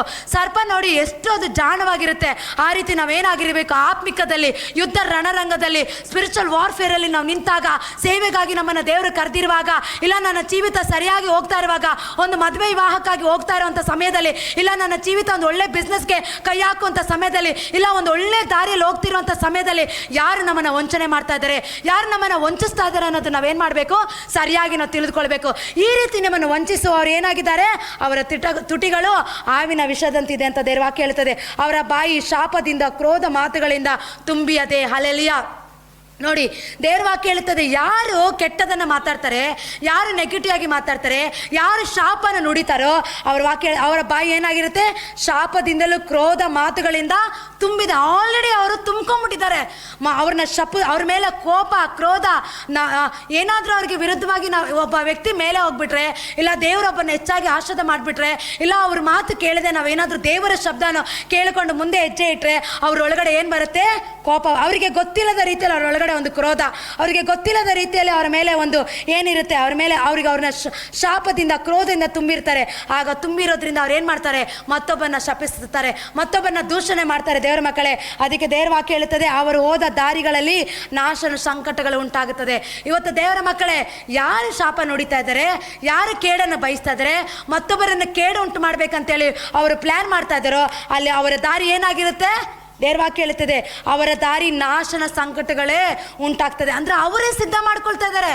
ಕೆಟ್ಟದನ್ನ ಮಾತಾಡಿ, ನೆಗೆಟಿವ್ ಆಗಿ ಮಾತಾಡಿ, ಮತ್ತೊಬ್ಬರಿಗೆ ಶಾಪವನ್ನು ಹಾಕಿ, ಮತ್ತೊಬ್ಬರನ್ನ ವಂಚನೆ ಮಾಡಿ ವಂಚಿಸಿ, ಹಾವಿನ ವಿಷದಂತೆ ಉಳ್ಳಂತ ಅವರ ದಾರಿ ಏನಾಗಿರುತ್ತೆ, ಯಾವಾಗಲೂ ನಾಶನ ದಾರಿನೇ ಇರುತ್ತೆ. ಅವರಿಗೆ ನಾಶನ ದಾರಿಗಳು, ಸಂಕಟಗಳು ಉಂಟಾಗುತ್ತಂತ ದೇವರು ಹೇಳ್ತಾ ಇದ್ದಾರೆ. ನಿಮಗೆ ವಿರೋಧವಾಗಿ ಬಂದ ವೈರಿಗಳು ಅವರು ಬಂದ್ರು, ದೇವ್ರ ವಾಕ್ಯ ಹೇಳ್ತದೆ, ನಿಮಗೆ ವಿರೋಧವಾಗಿ ಬಂದ ವೈರಿಗಳು, ನಿಮಗೆ ವಿರುದ್ಧವಾಗಿ ಮಾತಾಡಿದ ಮಾತುಗಳು, ನಿಮಗೆ ವಿರುದ್ಧವಾಗಿ ಹೇಳಿದಂಥ ಎಲ್ಲ ಕಾರ್ಯಗಳು, ಅವರು ಹೋಗುವಂಥ ದಾರಿ ಏನಾಗಿರುತ್ತೆ, ಅವ್ರು ಹೋಗುವಂಥ ಮಾರ್ಗ ಏನಾಗಿರುತ್ತೆ, ದೇವ್ರ ವಾಕ್ಯ ಹೇಳುತ್ತದೆ, ನಾಶನ ಸಂಕಟಗಳು ಉಂಟಾಗುತ್ತದೆ. ಹಲ್ಲೆಲೂಯಾ. ಇಂಥವರ ಸಂಗಡ ಸೇರಿ ನಾವು ಇಚ್ಚೋಡಾಗಬಾರ್ದು, ಇಂಥವರ ಜೊತೆ ಸೇರಿ ನಾವು ಮಾತನಾಡಬಾರ್ದು. ಕೆಟ್ಟ ಸ್ನೇಹಿತರ ಸಂಗಡ, ಯಾರೋ ಒಬ್ಬ ಸ್ನೇಹಿತರು ಸಿಗ್ತಾನೆ, ಅವನು ಏನೋ ಮಾತಾಡ್ತಾನೆ ಅಂತೇಳಿ ಅವನ ಜೊತೆ ಸೇರಿ ನಾವು ಕೂಡ ಇಚ್ಚೋಡಾಗಿ ಮಾತಾಡಬಾರ್ದು. ಯಾರೋ ಒಬ್ರು ಏನೋ ಕೆಟ್ಟದ್ದು ಮಾತಾಡ್ತಾ ಇದ್ದಾರೆ ಅಂತೇಳಿ ಅವರ ಜೊತೆ ನಾವು ಕೂಡ ಕೈ ಜೋಡಿಸಿ ನಾವೇನು ಮಾಡಬಾರ್ದು, ಮಾತಾಡಬಾರ್ದು. ಯಾರಾದರೂ ಒಬ್ರು ಏನಾದರೂ ಹೇಳಿದ್ರೆ ಆ ಕ್ಷಣದಲ್ಲಿ ನಾವು ಮೌನವಾಗಿದ್ದು, ಅದಕ್ಕೆ ಸಾಧ್ಯವಾದರೆ ನಾವು ಅದಕ್ಕೆ ಉತ್ತರ ಕೊಡಬೇಕು, ಇಲ್ಲಾಂದ್ರೆ ಆ ವಿಷಯದಲ್ಲಿ ಪ್ರಾರ್ಥನೆ ಮಾಡೋಣ ಅಂತೇಳಿ ನಾವೇನು ಮಾಡಬೇಕು, ನಾವು ನಮ್ಮ ನಾಲಿಗೆನ ನಾವು ಬಿಗಿ ಹಿಡಿಬೇಕು, ನಮ್ಮ ನಾಲಿಗೆನ ಜಾಗೃತಿಯಿಂದ ಕಾಪಾಡ್ಕೊಳ್ಬೇಕು. ಅದಕ್ಕೆ ದೇವ್ರ ವಾಕ್ಯ ಹೇಳ್ತದೆ, ಅವರ ಕಣ್ಣೆದುರಿಗೆ ದೇವರ ಭಯ ಇಲ್ಲ. ಯಾರು ಈ ರೀತಿ ಮಾತಾಡೋದು, ದೇವರ ಭಯ ಇಲ್ಲದವರು, ದೇವ್ರಿಗೋಸ್ಕರ ಜೀವಿಸದಿರೋರ ಈ ರೀತಿ ಮಾತಾಡೋದು. ಸುಮ್ಮನೆ ಹೆಸರಿಗಷ್ಟೇ ಕ್ರೈಸ್ತರು, ಹೆಸರಿಗಷ್ಟೇ ದೇವ್ರನ್ನ ಆರಾಧಿಸ್ತಾ ಇದ್ದಾರೆ, ದೇವ್ರನ್ನ ಸ್ತುತಿಸ್ತಾ ಇದ್ದಾರೆ, ಆದರೆ ಅವರೊಳಗಡೆ ದೇವರ ಭಯ ಇಲ್ಲದವರೇ ಈ ರೀತಿಯಾಗಿ ಮಾತನಾಡೋದು. ದೇವರ ಮಕ್ಕಳೇ, ಅದಕ್ಕೆ ದೇವ್ರ ವಾಕ್ಯ ಹೇಳೋ ಪ್ರಕಾರ ನಮ್ಮ ಬಾಯಿಯನ್ನು ನಾವು ಜಾಗೃತಿಯಿಂದ ಕಾಪಾಡ್ಕೊಳ್ಳೋಣ. ನಮ್ಮ ನಾಲಿಗೆಯಲ್ಲಿ ಇಂಪಾದ ಮಾತುಗಳನ್ನ ಮಾತಾಡೋಣ, ನೆಗೆಟಿವ್ ಆಗಿರೋ ಮಾತುಗಳೆಲ್ಲ ಒಳ್ಳೆ ಪಾಸಿಟಿವ್ ಆದ ಮಾತುಗಳನ್ನ ಮಾತಾಡೋಣ. ಸಿಹಿ ನೀರು ಹರಿಯೋ ರೀತಿಯಲ್ಲಿ ನಮ್ಮ ನಾಲಿಗೆಯಿಂದ ಹರಿಯಲಿ ಅಂತೇಳಿ ನಾವು ಪ್ರಾರ್ಥನೆ ಮಾಡೋಣ. ಲೋಕ ಅವರು ಈ ರೀತಿಯಾಗಿ ಕೆಟ್ಟದನ್ನು ಮಾತಾಡೋರ ಸಂಗಡ ಸೇರದಂತೆ, ಅಂಥವರ ಸಂಗಡ ಸಹವಾಸ ಮಾಡದಂತೆ, ಅದರಿಂದ ದೂರ ಬಂದು ವಂಚನೆ ಮಾತುಗಳಿಗೆ ಒಳಗಾಗಿ ಮೋಸಕ್ಕೆ ಹೋಗದಂತೆ ನಾವು ಎಚ್ಚರವಾಗಿದ್ದು ಪ್ರಾರ್ಥನೆ ಮಾಡೋಣ. ಒಂದೇ ಒಂದು ವಾಕ್ಯ, ಪ್ರೊಫೆಟಿಕಲ್ ವರ್ಡ್ ಆಗಿ ದೇವರು ನಿಮಗೋಸ್ಕರ ಮಾತಾಡಿದೆ. ಇದು ಬಂದ್ಬಿಟ್ಟು ಈ ತಿಂಗಳು 1ನೇ ತಾರೀಕು ಆಗಿರೋದ್ರಿಂದ ನನ್ನ ಒಟ್ಟಿಗೆ ಆಲೋಚನೆ ಕೊಟ್ಟಿದ್ದು ಒಂದು ವಾಗ್ದಾನದ ಒಂದು ಮಾತು. ಈ ವಾಕ್ಯ ಅಂದರೆ ಪ್ರವಾದಿಯ ಬಾಯಿಯಿಂದ ಬರುವ ಮಾತುಗಳು, ಬಾಯಿಯಲ್ಲಿ ನನ್ನ ಮಾತುಗಳನ್ನು ಬೆಂಕಿಯನ್ನಾಗಿ ಈ ಜನರನ್ನು ಸೌದೆನಾಗಿ ಮಾಡ್ತಾ ಇದ್ದೀನಿ. ಹಲ್ಲೆಲೂಯಾ. ಅಂದರೆ ದೇವರು ಇವತ್ತು ಅನೇಕನ ಪ್ರವಾದಿಯಾಗಿ ಕರೆದಿದ್ದಾರೆ. ನಮ್ಮ ಬಾಯಿಂದ ಬರುವಂಥ ಒಂದೊಂದು ಮಾತು ಬೆಂಕಿಯಾಗಿ ಸೌದೆಯಾಗಿ ದೇವರು ನಮ್ಮನ್ನು ಈ ರೀತಿಯಾಗಿ ಮಾಡ್ತೀನಿ ಅಂತ ದೇವರು ಹೇಳ್ತಾ ಇದ್ದಾರೆ. ಅಂದರೆ ಇವತ್ತು ದೇವರ ಮಕ್ಕಳೇ, ನಿಮ್ಮನ್ನ ದೇವರು ಆರಿಸಿಕೊಂಡಿರುವುದಾದ್ರೆ ದೇವರು ನಮ್ಮನ್ನು ಯಾವ ರೀತಿ ಉಪಯೋಗಿಸ್ತಾ ಇದ್ದಾರೆ, ಬೆಂಕಿಯಾಗಿ, ಅನೇಕರಿಗೆ ಸೌದೆಯಾಗಿ. ಸೌದೆ ಅಂದ್ರೇನು, ಈ ಸೌದೆ ಅಂದ್ರೇನು, ಇವತ್ತು ನಾವು ಇವತ್ತು ಸೌದೆ ಇಟ್ಟಾಗ ಅದೇನಾಗುತ್ತೆ, ಬೆಂಕಿಯಾಗಿ ಉರಿಯುತ್ತೆ. ಅದೇ ರೀತಿಯಾಗಿ ಇವತ್ತು ನಮ್ಮನ್ನ ದೇವರು ಸೌದೆಯಾಗಿ ಅನೇಕರಿಗೆ ಬೆಳಕಾಗತಕ್ಕಂತೆ, ಅನೇಕರಿಗೆ ಉಪ್ಪಾಗತಕ್ಕಂತೆ ದೇವರು ನಮ್ಮನ್ನು ಉಪಯೋಗಿಸ್ತಾರೆ. ಈ ರೀತಿಯಾಗಿ ದೇವರ ಮಕ್ಕಳೇ, ಅದು ಅವರನ್ನು ತಿಂದು ಬಿಡುವುದು. ಅಂದರೆ ದೇವರ ವಾಕ್ಯದ ಮೂಲಕ ನಿಮ್ಮನ್ನು ಆಶೀರ್ವಾದ ಮಾಡಿ ನಿಮ್ಮನ್ನ ವಾಕ್ಯದ ಕಡೆ ದೇವರು ನಡೆಸ್ತಾರೆ. ಯೆಹೋವನ ಮಾತನ್ನು ಕೇಳು, ನಾನು ಒಂದು ಜನಾಂಗ ಜನಾಂಗವನ್ನು ದೂರದಿಂದ ನಿಮ್ಮ ಮೇಲೆ ಬರಮಾಡುವೆನು. ಹಲ್ಲೆಲೂಯ. ಅಂದರೆ ದೇವರು ಹೇಳ್ತಾ ಇದ್ದಾರೆ, ನನ್ನ ಮಾತನ್ನು ಕೇಳು, ಒಂದು ಜನಾಂಗವನ್ನು ದೂರದಿಂದ ನಿನಗೆ ಬರಮಾಡುವೆನು, ನಿಮ್ಮ ಮೇಲೆ ಅದು ತಲತಲಾಂತರಗಳಿಂದ ಸ್ಥಿರವಾದ ಜನಾಂಗ. ಹಲ್ಲೆಲೂಯ. ನೋಡಿ ದೇವರ ಮಕ್ಕಳೇ, ಇವತ್ತು ಅನೇಕರು ನಿಮ್ಮನ್ನು ತಳ್ಳಲ್ಪಟ್ಟಿರ್ಬೋದು, ಅನೇಕ ನಿಮ್ಮನ್ನು ದೂರ ನಿಮ್ಮನ್ನು ತಳ್ಳಿ ನೀವು ಒಂಟಿಯಾದ ಜೀವಿತದಲ್ಲಿ ನೀವು ಹಾದು ಹೋಗ್ತಾ ಇರ್ಬೋದು, ಎಲ್ಲರೂ ನಿಮ್ಮನ್ನು ಕೈ ಬಿಟ್ಟಿರೋಂಥ ಅವಸ್ಥೆಯಲ್ಲಿ ನೀವು ಹೋಗಿರ್ಬೋದು. ಆದರೆ ದೇವರು ಹೇಳ್ತಾ ಇದ್ದಾರೆ, ದೂರದಿಂದ ದೇವರ ಫೇವರ್ ನಿನ್ನ ಮೇಲೆ ಬರತಕ್ಕಂತೆ ಅನೇಕ ಜನರು ನಿನ್ನ ಹುಡುಕಿಕೊಂಡು ಬರೋದಕ್ಕೋಸ್ಕರ ಒಂದು ಜನಾಂಗವನ್ನು ನಿನ್ನೊಟ್ಟಿಗೆ ನಾನು ಕಲಿಸ್ತೀನಿ ಅಂತ ದೇವರು ಹೇಳ್ತಾ ಇದ್ದಾರೆ. ಅಂದರೆ ದೇವರು ಹೇಳ್ತಾ ಇದ್ದಾರೆ, ಅದು ದೂರದಿಂದ ನಿಮ್ಮ ಮೇಲೆ ಬರಮಾಡುವೆನು, ನಿಮ್ಮೊಟ್ಟಿಗೆ ನಾನು ಬರಮಾಡ್ತೀನಿ. ಅದು ಮಾತ್ರ ಅಲ್ಲ, ಅದು ತಲತಲಾಂತರಗಳಿಂದ ಸ್ಥಿರವಾದ ಜನಾಂಗ. ಇದುವರೆಗೂ ನಿಮ್ಮ ಜೀವಿತದಲ್ಲಿ ಯಾರೆಲ್ಲ ಬಂದಿರ್ಬೋದು, ಯಾರೆಲ್ಲ ಬಂದು ಹೋಗಿರ್ಬೋದು, ನಷ್ಟವಾಗಿರ್ಬೋದು, ಎಲ್ಲವನ್ನು ಕಳ್ಕೊಂಡು ಒಂಟಿಯಾದ ಒಂದು ಜೀವಿತದಲ್ಲಿ ನೀವು ಹಾದು ಹೋಗ್ತಾ ಇರ್ಬೋದು. ಆದರೆ ದೇವರು ಹೇಳ್ತಾ ಇದ್ದಾರೆ, ಅರಿಯದೆ ಕಾಣದೇ ಇರುವಂಥ ಜಾಗದಿಂದ ದೂರದಿಂದ ಒಂದು ಜನಾಂಗವನ್ನು ನಿಮ್ಮ ಮೇಲೆ ನಾನು ಕಳಿಸ್ತಾ ಇದ್ದೀನಿ. ಅದೇನಾಗಿರುತ್ತೆ, ಅದು ಸ್ಥಿರವಾಗಿರುತ್ತೆ ಇನ್ನು ಮೇಲೆ ನಿಮಗೆ. ಹಲ್ಲೆಲೂಯ. ಇವತ್ತು ಅನೇಕರು ಬಂದು ಹೋಗಿರ್ಬೋದು, ಅನೇಕರು ಕಾಣದೇ ಆಗಿರ್ಬೋದು, ಆದರೆ ದೇವರು ಹೇಳ್ತಾ ಇದ್ದಾರೆ, ದೂರದಿಂದ ಒಂದು ಜನಾಂಗ ನಿಮ್ಮ ಮಟ್ಟಿಗೆ ಬರ್ತಾರೆ. ಅದೇನಾಗಿರುತ್ತೆ, ಸ್ಥಿರವಾಗಿರುತ್ತೆ. ಯಾರು ಅದನ್ನು ಅಲ್ಲಾಡಿಸೋಕ್ಕಾಗೋದಿಲ್ಲ. ಇಲ್ಲೋಗಿ ನಮ್ಮ ದೇವರ ಒಂದು ಕುಟುಂಬನ ದೇವರು ನಮಗೆ ಕೊಡ್ತಾರೆ, ಒಂದು ಮಕ್ಕಳನ್ನು ದೇವರು ನಮಗೆ ಕೊಡ್ಬೋದು, ಇಲ್ಲ ಒಂದು ಯಾವುದೇ ಒಂದು ವಿಷಯದಲ್ಲಿ ದೇವರು ನಮಗೆ ಒಂದು ಜನಾಂಗನ ದೇವರು ಕೊಡೋದಕ್ಕಾಗಿ ಹೋಗ್ತಾರೆ. ಆ ಜನಾಂಗನ ಯಾರು ಅಲ್ಲಾಡಿಸೋದಕ್ಕಾಗೋದಿಲ್ಲ. ಆ ಜನಾಂಗನ ದೇವರು ಏನು ಮಾಡ್ತಾರೆ, ಸ್ಥಿರಪಡಿಸ್ತಾರೆ. ಈ ಜನಾಂಗನ ಹೇಗೆ ಕೆಡಿಸ್ಬೇಕು, ಹೇಗೆ ಕದಲಿಸ್ಬೇಕು, ಈ ಜನರು ಇಲ್ಲಿ ಬರದಾಗೆ ಮಾಡಬೇಕು, ಈ ಜನರು ಇವ್ರಿಗೆ ಫೇವರ್ ಆಗಿರಬಾರ್ದು, ಈ ಜನರು ಇವರ ಸಂಗಡ ಇವರೊಟ್ಟಿಗೆ ಸಪೋರ್ಟ್ ಆಗಿ ನಿಲ್ಲಬಾರ್ದು, ಸೇವೆನಲ್ಲಿ ಇವರು ಮುಂದೆ ಹೋಗಬಾರ್ದು ಅಂತೇಳಿ ಅನೇಕರು ವಿರೋಧವಾಗಿ ನಿಮಗೆ ಬರ್ಬೋದು. ಯಾರ ವಿರೋಧವಾಗಿ ಬಂದರೂ ಕೂಡ ದೇವರು ಅದನ್ನು ಏನು ಮಾಡ್ತಾರೆ, ಸ್ಥಿರಪಡಿಸ್ತಾರೆ. ಹಲ್ಲೆಲೂಯ. ಅದಕ್ಕೆ ದೇವರ ವಾಕ್ಯ ಹೇಳ್ತದೆ, ತಲತಲಾಂತರಗಳಿಂದ ಸ್ಥಿರವಾದ ಜನಾಂಗವಾಗಿ ನಾನು ಮಾರ್ಪಡಿಸ್ತೀನಿ ಅಂತ ದೇವರು ಹೇಳ್ತಾರೆ. ಅದರ ಭಾಷೆಯು ನಿನಗೆ ತಿಳಿಯದು, ಅದು ಹಾಡುವ ಮಾತುಗಳು ನಿನಗೆ ಗ್ರಹಿಸಲಾರೆ. ಅಂದರೆ ಪ್ರವಾದಿಗಳ ಬಾಯಿಂದ ಬರೋ ಒಂದೊಂದು ಮಾತುಗಳು, ಒಂದೊಂದು ರಹಸ್ಯಗಳು, ಒಂದೊಂದು ಮರ್ಮಗಳನ್ನು ನೀನು ತಿಳಿಯೋದಕ್ಕಾಗೋದಿಲ್ಲ. ಅದು ನೀನು ಗ್ರಹಿಸೋದಕ್ಕಾಗದ ರೀತಿಯಲ್ಲಿ, ಅಂದರೆ ಯೋಚನೆ ಮಾಡೋಕ್ಕಾಗದ ರೀತಿಯಲ್ಲಿ, ತಿಳಿಯೋಕ್ಕಾಗದ ರೀತಿಯಲ್ಲಿ, ಒಂದು ಕಣ್ಣು ಕಾಣಲಿಲ್ಲ, ಒಂದು ಕಿವಿ ಕೇಳಲಿಲ್ಲ, ಒಂದು ಮನಸ್ಸು ಊಹಿಸದ ರೀತಿಯಲ್ಲಿ ಒಡೆದು ಹೋಗಿರೋ ನಿನ್ನ ಜೀವಿತ, ಒಡೆದು ಹೋಗಿರೋಂಥ ನಿನ್ನ ಕುಟುಂಬನ ದೇವರು ಏನು ಮಾಡ್ತಾ ಇದ್ದಾರೆ, ಅದು ಗ್ರಹಿಸಕ್ಕಾಗದ, ಯೋಚನೆ ಮಾಡೋಕ್ಕಾಗದ ರೀತಿಯಲ್ಲಿ ದೇವರು ಅದನ್ನು ಒಂದು ಸ್ಥಿರವಾದ ರೀತಿಯಲ್ಲಿ ಅದನ್ನು ಸ್ಥಾಪನೆ ಮಾಡೋದಕ್ಕಾಗಿ ಹೋಗ್ತಾ ಇದ್ದಾರೆ. ಅದರ ಬತ್ತಳಿಕೆಯಲ್ಲಿ ಬಾಯಿ ತೆರೆದ ಗೋರಿ, ಅದರ ಬಟ್ಟಲೇರರು ಶೂರರೇ. ಹಲ್ಲೆಲೂಯ. ನೋಡಿ ಯಾವ ರೀತಿ ದೇವರು ಕೊಡ್ತಾರೆ. ಇವತ್ತು ನಿನ್ನ ನುಡಿಕೊಂಡು ಬರುವಂಥ ಜನರು, ಇವತ್ತು ನೀನು ನುಡ್ಕೊಂಡು ಬರುವಂಥ ಸ್ನೇಹಿತರು, ಇವತ್ತು ದೇವರು ಕೊಡುವಂಥ ಒಂದು ಕುಟುಂಬ, ಒಂದು ಜನಾಂಗ, ಒಂದು ದೇವರು ಇವತ್ತು ಏನೇ ನಿನ್ನ ಜೀವಿತದಲ್ಲಿ ಕೊಡುವುದಾದ್ರೂ ಅದೇನ ಯಾವ ರೀತಿ ಇರುತ್ತೆ, ಅದರ ಬತ್ತಳಿಕೆ ಬಾಯಿ ತೆರೆದ ಗೋರಿಯು, ಅದರ ಬಟ್ಟಲೆಲ್ಲರೂ ಶೂರರೇ. ಅಂದರೆ ಇವತ್ತು ನಿಮ್ಮ ಜೊತೆ ನಮ್ಮ ಸಭೆ ವಿಷಯದಲ್ಲಾಗಿರ್ಬೋದು, ನಿಮ್ಮ ಒಂದು ಸೇವೆ ವಿಷಯದಲ್ಲಾಗಿರ್ಬೋದು, ನಿಮ್ಮ ಮೇಲೆ ಇರುವಂಥ ಕರೆ ಆಗಿರ್ಬೋದು, ನಿಮ್ಮ ಮೇಲೆ ಇರುವಂಥ ವಾಗ್ದಾನವಾಗಿರ್ಬೋದು, ಇನ್ನು ಮುಂದೆ ದೇವರು ನಿಮಗೆ ಕೊಡುವುದು ಯಾವ ರೀತಿ ಇರುತ್ತೆ, ಅದು ಶೂರರಾಗಿರ್ತಾರೆ. ಹಲ್ಲೆಲೂಯ. ಯಾವ ರೀತಿ ಇರುತ್ತೆ, ಅದು ಶೂರವಾಗಿರುತ್ತೆ. ಇವರು ನಿನ್ನ ಬೆಳೆಯನ್ನು, ನಿನ್ನ ಆಹಾರವನ್ನು, ನಿನ್ನ ಗಂಡು ಹೆಣ್ಣು ಮಕ್ಕಳನ್ನು, ನಿನ್ನ ದನ ಕುರಿಗಳನ್ನು, ನಿನ್ನ ದ್ರಾಕ್ಷಲತೆಗಳನ್ನು, ಅಂಜೂರದ ಗಿಡಗಳನ್ನು ತಿಂದು ಬಿಡುವರು. ನಿನ್ನ ಭರವಸದ ಗಿಡಗಳನ್ನು, ನಿನ್ನ ಭರವಸದ ಕೋಟೆ ಕೊತ್ತಲುಗಳ ಪಟ್ಟಣಗಳನ್ನು ಖಡ್ಗದಿಂದ ಹಾಳು ಮಾಡುವರು. ಆದರೆ ಆ ದಿನಗಳಲ್ಲಿಯೂ ನಾನು ನಿಮ್ಮನ್ನು ಸಂಪೂರ್ಣವಾಗಿ ನಿರ್ಮಲ ಮಾಡೇನು. ಹಲ್ಲೆಲೂಯ. ಇವತ್ತು ನಿಮಗೆ ಅನೇಕ ವಿರೋಧವಾಗಿ ನಿಮ್ಮ ಬಿಸ್ನೆಸ್ಸನ್ನು, ನಿಮ್ಮ ಜೀವಿತವನ್ನು ನಷ್ಟ ಆಗ್ಬೋದು. ನಿಮ್ಮ ಜೀವಿತದಲ್ಲಿ ದೇವರು ಹೇಳ್ತಾ ಇದ್ದಾರೆ, ನಿಮ್ಮ ಹತ್ರ ಇರೋದೆಲ್ಲ ನಷ್ಟ ಆಗ್ಬೋದು, ನೀವು ಕಳ್ಕೊಂಡಿರ್ಬೋದು, ಎಲ್ಲವನ್ನು ನೀವು ಎಲ್ಲ ಸೋತು ಹೋಗಿ ಕೈ ಕಟ್ಟಿ ಕುಳಿತುಕೊಂಡಿರ್ಬೋದು, ನನ್ನ ಜೀವಿತ ಮುಗಿದೋಯ್ತು ಅಂತೇಳಿ. ಅಂದರೆ ನಿಮ್ಮ ಬೆಳೆಗಳ ನಾಶವಾಗಿರ್ಬೋದು, ನಿಮ್ಮ ಬಿಸ್ನೆಸ್ ನಷ್ಟವಾಗಿರ್ಬೋದು, ನೀವು ಕೆಲಸವನ್ನು ಕಳ್ಕೊಂಡಿರ್ಬೋದು, ನಿಮ್ಮ ಕುಟುಂಬ ಒಡೆದು ಹೋಗಿರ್ಬೋದು. ದೇವ್ರ ವಾಕ್ಯ ಹೇಳ್ತದೆ, ನಿನ್ನ ಭರವಸದ ಕೋಟೆ ಕೊತ್ತಲುಗಳ ಪಟ್ಟಣಗಳನ್ನು ಖಡ್ಗದಿಂದ ಹಾಳಾಗಿರ್ಬೋದು, ಆ ಪಟ್ಟಣ ಹಾಳಾಗಿರ್ಬೋದು, ಆ ದೇಶ ಹಾಳಾಗಿರ್ಬೋದು. ಆದರೂ ಕೂಡ ಆ ದಿನಗಳಲ್ಲಿ ಕೂಡ ನಾನು ನಿಮ್ಮನ್ನು ಸಂಪೂರ್ಣವಾಗಿ ನಾನು ನಾಶ ಮಾಡೋದಿಲ್ಲ, ನಾನು ನಿಮ್ಮನ್ನು ಹಾಳು ಮಾಡೋದಿಲ್ಲ ಅಂತ ದೇವರು ಹೇಳ್ತಾ ಇದ್ದಾರೆ. ಇದು ಯೆಹೋವನೆಂಬ ನುಡಿ. ನಮ್ಮ ದೇವರಾದ ಯೆಹೋವನು ಇವುಗಳನ್ನೆಲ್ಲ ನಿಮಗೆ ಯಾಕೆ ಮಾಡಿದ್ದಾನೆಂದು ನನ್ನ ಜನರು ಅನ್ನುವಾಗ ನೀನು ಅವರಿಗೆ ನೀವು ಯೆಹೋವನನ್ನು ಓಕೆ, ಅದ್ರ ಕೆಳಗಡೆ ವಾಕ್ಯ ಅಲ್ಲ, 18ನೇ ವಾಕ್ಯವರೆಗೂ ಅನೇಕ ದೇಶದಲ್ಲಿ ಏನೆಲ್ಲ ನಿಮಗೆ ಬರ್ಬೋದು, ಏನೆಲ್ಲ ಹೋರಾಟ ಬರ್ಬೋದು, ಭೂಕಂಪ ಆಗ್ಬೋದು, ಪ್ರಳಯ ಆಗ್ಬೋದು, ಅನೇಕ ಜನರು ಲೋಕದಲ್ಲಿ ನಷ್ಟವಾಗ್ಬೋದು. ಏನೇ ಆದ್ರೂ ತನ್ನ ಕರ್ತನಾದ ದೇವರ ಮಕ್ಕಳನ್ನು ಆರಿಸಿಕೊಂಡಂಥ ದೇವ ಜನಾಂಗವನ್ನು ಪ್ರವಾದಿಗಳ ಮೂಲಕ ದೇವರು ನುಡಿತಾ ಇದ್ದಾರೆ, ನಾನು ನಿರ್ಮಾಲ ಮಾಡೋದಿಲ್ಲ, ನಾನು ನಾಶ ಮಾಡೋದಿಲ್ಲ, ನಾನು ಅದನ್ನು ಕಟ್ಟುತ್ತೇನೆ, ನಷ್ಟವಾಗಿರೋದನ್ನು ನಾನು ಅದನ್ನು ತುಂಬಿಸುತ್ತೇನೆ, ನಾನು ಅಭಿವೃದ್ಧಿ ಮಾಡ್ತೀನಿ ಅಂತ ದೇವರು ಹೇಳ್ತಾ ಇದ್ದಾರೆ. ಇವತ್ತು ದೇವರ ಮಕ್ಕಳ ಈ ವಾಕ್ಯದಿಂದ, ಪ್ರವಾದನೆ ವಾಕ್ಯದಿಂದ ದೇವರು ನಿಮ್ಮನ್ನು ಆಶೀರ್ವಾದ ಮಾಡಲಿ. ನಮ್ಮ ಬಾಯಿಂದ ಹೊರಡುವ ಒಂದೊಂದು ಮಾತು ಅದು ದೇವರ ಮಾತಾಗಿರಲಿ, ಮತ್ತೊಬ್ಬನ ಬಲಪಡಿಸುವಂಥ ಮಾತಾಗಿರಲಿ, ಮತ್ತೊಬ್ಬನ ಧೈರ್ಯ ಪಡಿಸುವಂಥ ಮಾತಾಗಿರಲಿ, ದೇವರ ಮಾತುಗಳಿಂದ ಅವ್ರನ್ನ ಸಂತೈಸುವಂಥ ಮಾತುಗಳಿಂದ ನಾವು ಮಾತಾಡೋಣ. ನಾವೇ ಮಾತಾಡಿ ನಮ್ಮ ಜೀವನಕ್ಕೆ ಕಲ್ಲನ್ನು ನಾವು ಮಾತಾಡಿ ನಮ್ಮ ಶಾಪನ ತಂದುಕೊಳ್ಳದಂತೆ, ನಾಶನನ್ನು ತಂದುಕೊಳ್ಳದಂತೆ, ನಮ್ಮ ಬಾಯಿಂದ ಹೊರಡುವ ಮಾತುಗಳಿಂದ ಮಾತಾಡಿ ಶಾಪವನ್ನು ನಷ್ಟವನ್ನು ಯಾವುದು ನಮ್ಮ ಜೀವಿತದಲ್ಲಿ ತಂದುಕೊಳ್ಳದಂತೆ ನಾವೇನು ಮಾಡಬೇಕು? ಆಶಾದ ಮಾತುಗಳನ್ನು ನುಡಿಯೋಣ. ಜೀವ ಮರಣ ನಾಲಿಗೆ ಅಧಿಕಾರದ ವಶದಲ್ಲಿದೆ. ವಚನ ಪ್ರಿಯರೇ ನುಡಿತಾರೆ, ಅದನ್ನು ಅನುಭವಿಸುತ್ತಾರೆ. ನಾವು ಒಳ್ಳೆಯದನ್ನು ಮಾತಾಡೋಣ. ನನ್ನ ಜೀವಿತದಲ್ಲಿ ಆಗುತ್ತಿರುವಂಥ ಎಲ್ಲ ಕೆಟ್ಟವುಗಳನ್ನು ತೆಗೆದುಹಾಕಿ ದೇವರು ನನ್ನ ಜೀವಿತದಲ್ಲಿ ಒಳ್ಳೇದು ಮಾಡ್ತಾರೆ, ನನ್ನ ಭವಿಷ್ಯತನ್ನು ಕಟ್ತಾರೆ, ನನ್ನ ಕುಟುಂಬನ ಕಟ್ತಾರೆ, ನನ್ನ ಸೇವೆಯನ್ನು ದೇವರು ಕಟ್ಟುತ್ತಾರೆ ಅಂತೇಳಿ ಯಾವಾಗ ನೀನು ಪ್ರಾರ್ಥನೆ ಮಾಡಿ ಆಶಾದ ಮಾತುಗಳನ್ನು ನುಡಿದೀಗ ಪ್ರಾರಂಭ ಮಾಡ್ತೀಯಾ, ಅಲ್ಲಿ ದೇವರು ಏನು ಮಾಡ್ತಾರೆ? ನಿನ್ನನ್ನು, ನಿನ್ನ ಕುಟುಂಬ, ನಿನ್ನ ಸೇವೆಯನ್ನು ದೇವರ ಆಶೀರ್ವಾದದ ಕಡೆ ನಡೆಸ್ತಾರೆ. ಹಲ್ಲೆಲೂಯಾ. ನಮ್ಮ ಬಾಯಲ್ಲಿದೆ ಹೆಚ್ಚಿಗೆ ಮಾತಾಡುವಾಗ, ಬೇಡದರ ಮಾತುಗಳು ಬರುವಾಗ ನಾವು ದೇವರ ಬಳಿಯಲ್ಲಿ ಹೇಳೋಣ, ದೇವರೇ ಎಷ್ಟು ಬೇಕು ಅಷ್ಟೇ ನಾನು ಮಾತಾಡಬೇಕಪ್ಪ, ಅಧಿಕವಾಗಿ ಮಾತಾಡದಂತೆ ನನ್ನ ನಾಲಿಗೆಗೆ ಕಡಿವಾಣ ಹಾಕು, ನೆಗೆಟಿವ್ ಆದ ಮಾತುಗಳು ಬರದಂತೆ, ನೆಗೆಟಿವ್ ಆಲೋಚನೆಗಳು ಬರದಂತೆ, ನಾನು ಶಾಶ್ವತದ ಮಾತುಗಳು ಮಾತಾಡತಕ್ಕಂತೆ ನನ್ನ ಬಾಯಿಗಳಲ್ಲಿ ನಿನ್ನ ಮಾತುಗಳು, ನಿನ್ನ ಶಬ್ದಗಳು, ನಿನ್ನ ವಾಕ್ಯಗಳು, ನಿನ್ನ ಸ್ತುತಿ ಸ್ತೋತ್ರಗಳು ನನ್ನ ಬಾಯಲ್ಲಿ ಇಡು ಅಂತೇಳಿ ನಾವೇನು ಮಾಡೋಣ? ನಾವೆಲ್ಲರೂ ಪ್ರಾರ್ಥನೆ ಮಾಡೋಣ. ಎಲ್ಲರೂ ಪ್ರಾರ್ಥನೆ ಮಾಡೋಣ. ನಾವು ದೇವರ ಹಸ್ತದಲ್ಲಿ ಸಮರ್ಪಿಸೋಣ. ಎಲ್ಲಾದರೂ ನೆಗೆಟಿವ್ ಆದ ಮಾತುಗಳನ್ನು ಮಾತಾಡಿದ್ದೀರಾ? ಎಲ್ಲಾದರೂ ದೇವರಿಗೆ ಇಷ್ಟ ಆಗದ ಕಾರ್ಯಗಳು ನಾವೇನಾದರೂ ನಮ್ಮ ಬಾಯಿಂದ ನಾವು ಕಹಿಯಾದ ಮಾತುಗಳು, ಉಪ್ಪು ರೀತಿಯಲ್ಲಿ ಸಿಹಿ ನೀರು ಬರದ ಹಾಗೆ ನಾವು ನಡ್ಕೊಳ್ತಾ ಇದ್ದೀರಾ? ನಾವು ದೇವರ ಕರೆಗಳಲ್ಲಿ ಒಪ್ಪಿಸ್ಕೊಡೋಣ. ದೇವರ ಮಕ್ಕಳೇ, ದೇವರೇ ನಮ್ಮ ಬಾಯನ್ನು ನಿನ್ನ ಕರದಲ್ಲಿ ಒಪ್ಪಿಸ್ಕೊಡ್ತಾ ಇದ್ದೀನಿ. ನಮ್ಮ ಬಾಯಿಂದ ಬರೋ ಒಂದೊಂದು ಮಾತು ಮತ್ತೊಬ್ಬರನ್ನ ಆಶೀರ್ವಾದ ಮಾಡಬೇಕು, ನಮ್ಮ ಜೀವಿತನ ಆಶೀರ್ವಾದ ಮಾಡಬೇಕು, ನನ್ನ ಕುಟುಂಬನ ಆಶೀರ್ವಾದ ಮಾಡಬೇಕು. ಅವರಿಗೆ ನಾಶ ಆಗಲಿ, ಅವ್ರ ನಷ್ಟ ಆಗಲಿ, ಅವರು ಮುಂದೆ ಬರಬಾರ್ದಂತೇಳಿ ಎಲ್ಲೂ ನಮ್ಮ ಬಾಯಿಂದ ಬರದಂತೆ ಒಳ್ಳೆ ಮಾತುಗಳನ್ನು ಮಾತಾಡತಕ್ಕಂತೆ ನಮ್ಮನ್ನು ನಡೆಸು ಪರಿಶುದ್ಧಾತ್ಮನೇ. ಹಲ್ಲೆಲೂಯಾ. ಸ್ತೋತ್ರಪ್ಪ, ಸ್ತೋತ್ರಪ್ಪ, ಸ್ತೋತ್ರಪ್ಪ, ಸ್ತೋತ್ರ ಯೇಸುವೇ ಕರ್ತನೇ. ಹಲ್ಲೆಲೂಯಾ. Thank you Jesus. ಎಲ್ಲರೂ ಪ್ರಾರ್ಥನೆ ಮಾಡಿ ದೇವರ ಹಸ್ತದಲ್ಲಿ ಸಮಯನ ಕಳೆಯದಂತೆ, ಏನೋ ನೋಡೋಕ್ಕೆ ಬಂದಿರೋ ರೀತಿಯಲ್ಲಿ ನೋಡೋದಂತೆ ದೇವರ ಹಸ್ತದಲ್ಲಿ ನಮ್ಮನ್ನೇ ನಾವು ಸಮರ್ಪಿಸೋಣ.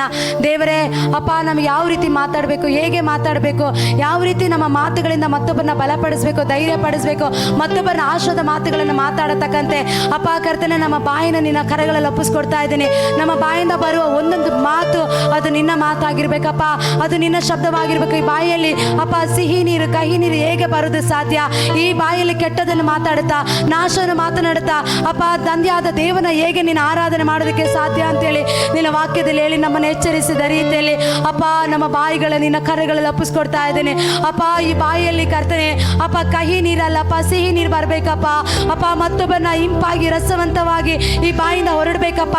ಸ್ವೀಟ್ ಆದ ಮಾತುಗಳಿಂದ ವಂಚನೆ ಮಾತುಗಳಿಗೆ ಒಳಗಾಗದಂತೆ ಅಪ್ಪ ನಾವು ಎಚ್ಚರವಾಗಿದ್ದು ಕರ್ತನೆ ಅಪ್ಪ ಒಳ್ಳೆ ರೀತಿಯ ಮಾರ್ಗದಲ್ಲಿ ನಡೆಯೋದಕ್ಕೆ ಅಪ್ಪ ನಮ್ಮ ನಡೆಸು ಪರಿಶುದ್ಧಾತ್ಮನೇ. ಅಪ್ಪ ಈ ರೀತಿಯಾಗಿ ಕರ್ತನೆ ನೆಗೆಟಿವ್ ಆಗಿ ಮಾತಾಡೋರ ಬಾಯಿ ಅಪ್ಪ, ಬೇಡದ ಮಾತುಗಳು ಮಾತಾಡೋರ ಬಾಯಿ, ಶಾಪದ ಮಾತುಗಳ ಮಾತಾಡೋರ ಬಾಯಿ, ಅವರ ಬಾಯಿ ಸಮಾಧಿಗೆ ಸಮ ಅಂತ ಹೇಳಿದೆಲ್ಲ ಸ್ವಾಮಿ. ಆ ರೀತಿ ನಮ್ಮ ಬಾಯಿಗಳಾಗಬಾರ್ದು ರಾಜ ಅಪ್ಪ. ಮತ್ತು ನಮ್ಮ ಬಾಯಿಗಳಲ್ಲಿ ಕೆಟ್ಟದ್ದು ಮಾತಾಡಬಾರ್ದು ರಾಜ, ನೆಗೆಟಿವ್ ಆಗಿರುವಂಥ ಮಾತುಗಳನ್ನು ಮಾತಾಡಬಾರ್ದು ಸ್ವಾಮಿ ಕರ್ತನೆ. ಅಪ್ಪ ಯಾವಾಗಲೂ ನಿನ್ನ ಸಮ್ಮುಖದಲ್ಲಿ ನಿನ್ನ ಪಾದದಲ್ಲಿ ಸಮಯನ ಕಳೆಯತಕ್ಕಂತೆ, ಮತ್ತೊಬ್ಬರು ನೋಡಿ ಹೊಟ್ಟೆ ಕಿಚ್ಚು ಪಡದಂತೆ, ಮತ್ತೊಬ್ಬರು ನೋಡಿ ಕೆಟ್ಟದನ್ನು ಬಯಸದಂತೆ, ಶಾಪದ ಮಾತುಗಳು ಮಾತಾಡದಂತೆ ಕರ್ತನೆ, ನೆಗೆಟಿವ್ ಆದ ಮಾತುಗಳು ಮಾತಾಡದಂತೆ, ಕೋಪದಲ್ಲಿ ಉದ್ವೇಗದಲ್ಲಿ ಕರ್ತನೆ ಯಾರಿಗೂ ಕೇಡನ್ನು ಬಯಸದಂತೆ ಕರ್ತನೆ ಒಳ್ಳೆಯದನ್ನೇ ಮಾತಾಡೋ ರೀತಿಯಲ್ಲಿ ಕರ್ತನೆ ಅಪ್ಪ ನಮ್ಮ ಬಾಯಿಗಳಲ್ಲಿ ಯಾವಾಗಲೂ ನಿಮ್ಮನ್ನು ಸ್ತುತಿಸಬೇಕು, ಯಾವಾಗಲೂ ನಿಮ್ಮನ್ನು ಆರಾಧಿಸಿ ಮತ್ತೊಬ್ಬನ ಆಶೀರ್ವಾದ ಮಾಡತಕ್ಕಂತೆ, ಮತ್ತೊಬ್ಬರಿಗಾಗಿ ಪ್ರಾರ್ಥನೆ ಮಾಡತಕ್ಕಂತೆ, ಅವರ ಜೀವನ ನೋಡಿ ಕರ್ತನೆ ಅವರನ್ನ ಸಂತೈಸತಕ್ಕಂತೆ, ಬಲಪಡಿಸತಕ್ಕಂತೆ, ಎರಡು ಮಾತುಗಳಿಂದ ಅವ್ರನ್ನ ಧೈರ್ಯ ಹೇಳತಕ್ಕಂತೆ ನಮ್ಮ ಬಾಯಿಗಳನ್ನು ನೀನು ಉಪಯೋಗಿಸಪ್ಪ ಯೇಸುವೇ. ಹಲ್ಲೆಲೂಯಾ.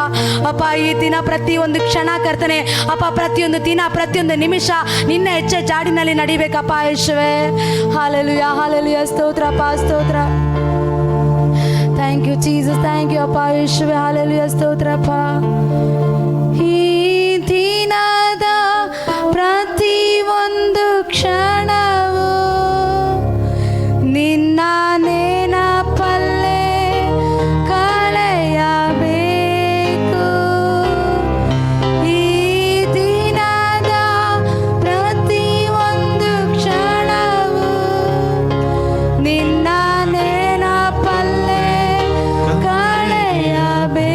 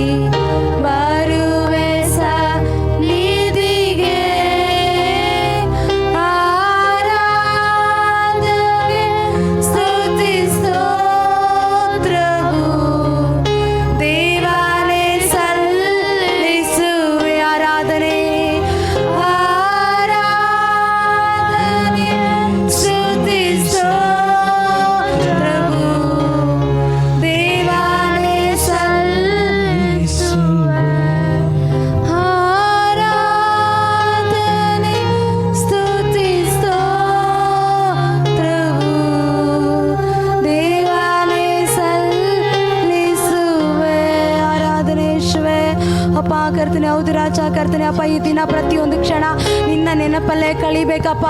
ಅಪ್ಪ ಕರ್ತನೆ. ಹೌದು ರಾಜ, ನಮ್ಮ ಬಾಯಿಯಿಂದ ಬರುವ ಒಂದೊಂದು ಮಾತು ಮತ್ತೊಬ್ಬರನ್ನ ನೊಂದ ಮನಸ್ಸನ್ನು ಕರ್ತನೆ ಸಂತೈಸುವ ರೀತಿಯಲ್ಲಿ ಕರ್ತನೆ, ಮತ್ತೊಬ್ಬರನ್ನ ಬಲಪಡಿಸುವ ರೀತಿಯಲ್ಲಿ ಅಪ್ಪ ಕರ್ತನೆ. ಅಪ್ಪ ನಮ್ಮ ನಾಡ ಮೂಲೆ ಮೂಲೆಗೂ ಅಪ್ಪ ನಿನ್ನ ಸ್ವರವನ್ನು ಕೇಳಬೇಕಪ್ಪ, ನಿನ್ನ ಶಬ್ದವನ್ನು ಕೇಳಬೇಕಪ್ಪ, ನಿಮ್ಮನ್ನೇ ಆರಾಧಿಸ್ಬೇಕು, ನಿಮ್ಮನ್ನೇ ಸ್ತುತಿಸ್ಬೇಕಪ್ಪ. ದಾವಿದನು ಹೇಳೋ ರೀತಿಯಲ್ಲಿ ಕರ್ತನೆ, ನನ್ನ ಬಾಯಲ್ಲಿ ಅಪ್ಪ ನಿನ್ನ ಸ್ತೋತ್ರವಲ್ಲದೆ ಮತ್ತೊಂದು ಇಲ್ಲಪ್ಪ.